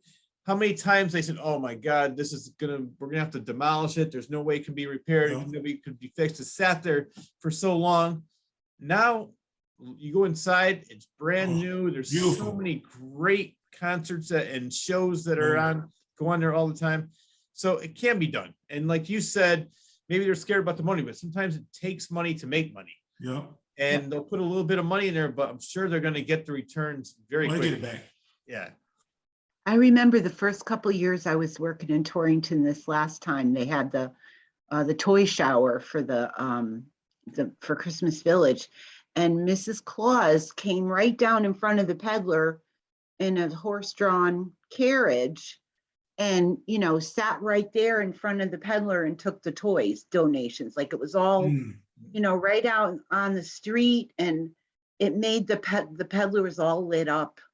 There were Christmas lights and and it was like that Christmas card look, that downtown feeling. And it's like there's a hole on that side of the street that it is. Like they can't make it part of the whole holiday landscape right now because it's empty. So it's really, I did see it when it was still open, and it was just so beautiful. Oh yeah. So it's a real shame. Well, hopefully we can maybe you can write some stories about that, get people energized again about the Yankee Peddler in. Right. Yeah, I the last one I did was about the lawsuit. So I have tried to think of I'd love to go in there, but you can't go in there now. Like it's off limits. It's safe, You're not allowed to go in because it's not safe. So if they ever reopen, I hope I'm still here because I'll be the first one in line there for a tour, because it was waning. It was winding down, the people that owned it. I mean, I know they tried very hard to keep it going, and there was a point where they just couldn't anymore, Yeah. But anyway, a sad tale. But hopefully it will be a happier tale in the future. Yes, We're looking hopefully. forward to that. I want to go over one more thing because we were talking about how newspapers have changed drastically. Everybody's trying to get the headline first. There's a movie, I think that if you haven't seen it yet, you have to check it out. It's called The Paper. It was directed by Ron Howard. Have you ever seen that movie? Yes, it's a great movie. For our viewers that don't know, listen, it's directed by Ron Howard. First of all, anything Ron Howard does is great, but it stars Michael Keaton, Robert Duvall, Glenn Close, Marissa Tomei, Randy Quaid, Jason Robards, Jason Alexander, Catherine O'Hara, and that's just part of the cast. There's a whole list of people I love, and what it's about is there's a dead body found on the side of the road. Two men are walking by, and they find the body. Somebody takes a picture of them. It's like they're the ones that killed him. And even Michael Keaton's the editor, and he goes, "No, they didn't kill him." And Glenn Close is his boss, saying, "Let's just get the headline first. Today they're guilty. Tomorrow we'll do a retraction. Tomorrow they're innocent." He goes, "But no, that's not right." But it was all about how, and this was in the early to mid 90s where that was just becoming a thing where there was so much competition where they had to get the headline first. We have to beat the New York Times. We have to beat the Boston Globe. And it's just become a lot worse since the 90s. Oh yeah. I haven't seen it.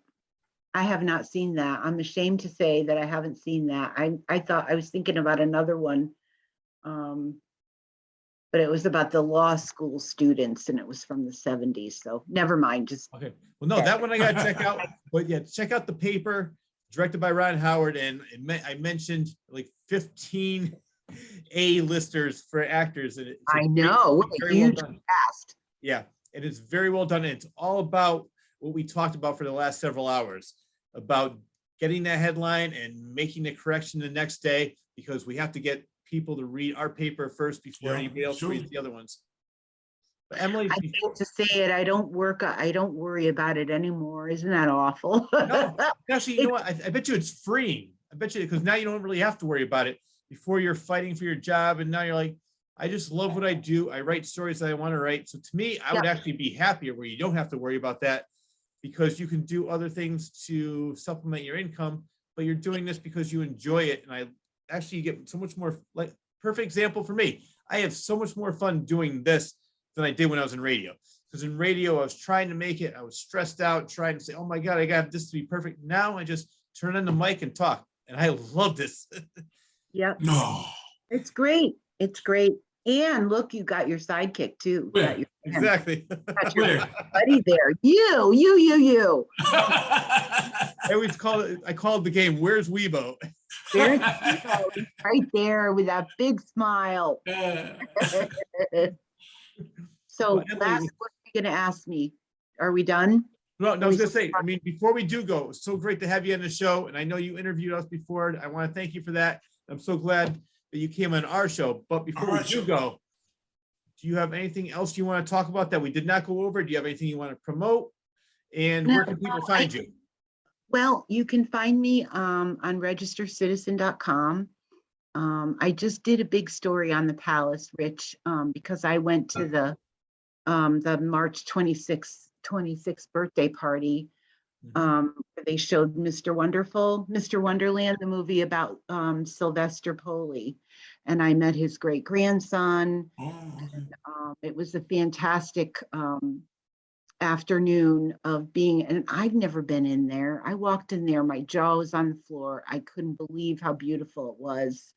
It's so, and there were over 1,000 people there. Wow. People were, there was so much Waterbury pride that day. You know, it was really uplifting. There were people of all ages. They had Senator Blumenthal went up there and got everybody all, you know, excited. You know, he just said, this is a diamond. You know, this isn't just a gem, it's a diamond. This theater is just so precious. It's the last running Poly theater of all the ones that he built in the 20s. That palace is the last one. The coolest thing was that they took us into, with the film that they made, they brought us into the Bridgeport Majestic Palace theaters that are all boarded up. And my friend Bob Halstead, who is a historic preservationist, was in the movie giving the tour in this, you know, falling down theater that's all boarded up. So my story's online if you want to read it. I took a ton of photos of the interior and everything, and it's not behind the paywall. So all right, good. I definitely want to, please send, or I'm going to check it out. I definitely want to read that. I'll email you the link. I will. Please. Yeah, I want to say that there's another part of the Palace Theater that I performed in called the Poly Theater, or Poly, however you pronounce it. Yeah, Poly Club. Yeah. Poly Club. Yeah, Poly Club. I performed there. I did second act. It was people over 50. And they told me that mine was the biggest second act they ever had. It was sold out. I was laughing because my friends were saying, oh, should I buy a ticket now before it sells out? They were the ones that couldn't get in because it actually sold out. But one of the greatest shows I saw in that little theater, they have jazz nights. I went there to see some jazz, and I was reading the biography on the woman. It's Paul Newman and Joanne Woodward's daughter. She was excellent. Wow. I was trying to get her on the show, and she said, you're not going to believe this because of who my parents are. I am so shy. This is probably the biggest thing for me. I feel uncomfortable talking to people. She goes, please give me your links. I will promote your show. And we were talking for about a half hour about everything. And she still lives in her parents' home in Connecticut.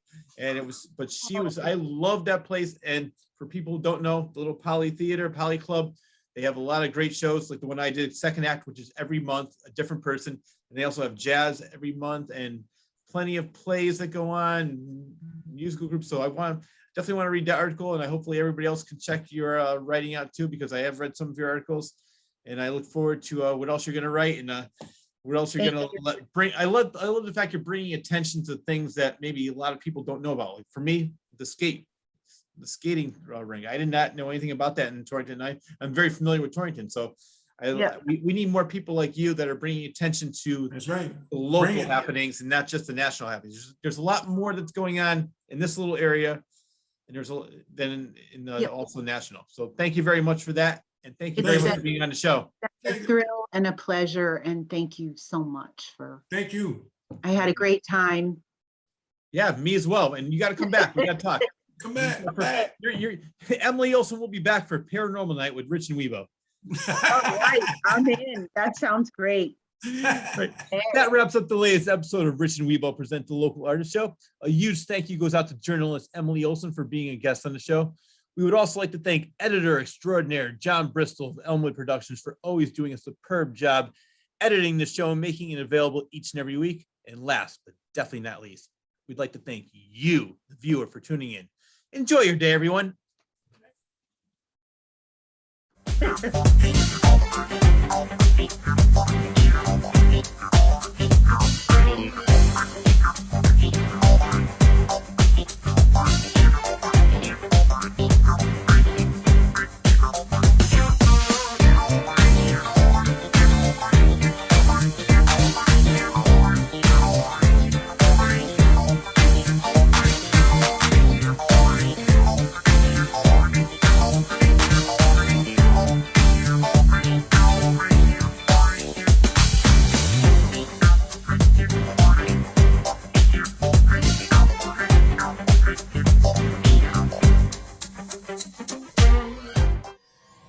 From the frenetic mind of author Rich Sear.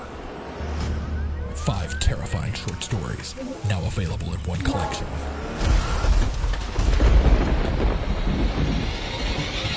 Confessions of a Frenetic Mind. 5 tales of blood-curdling terror, available on Amazon and Barnes & Noble.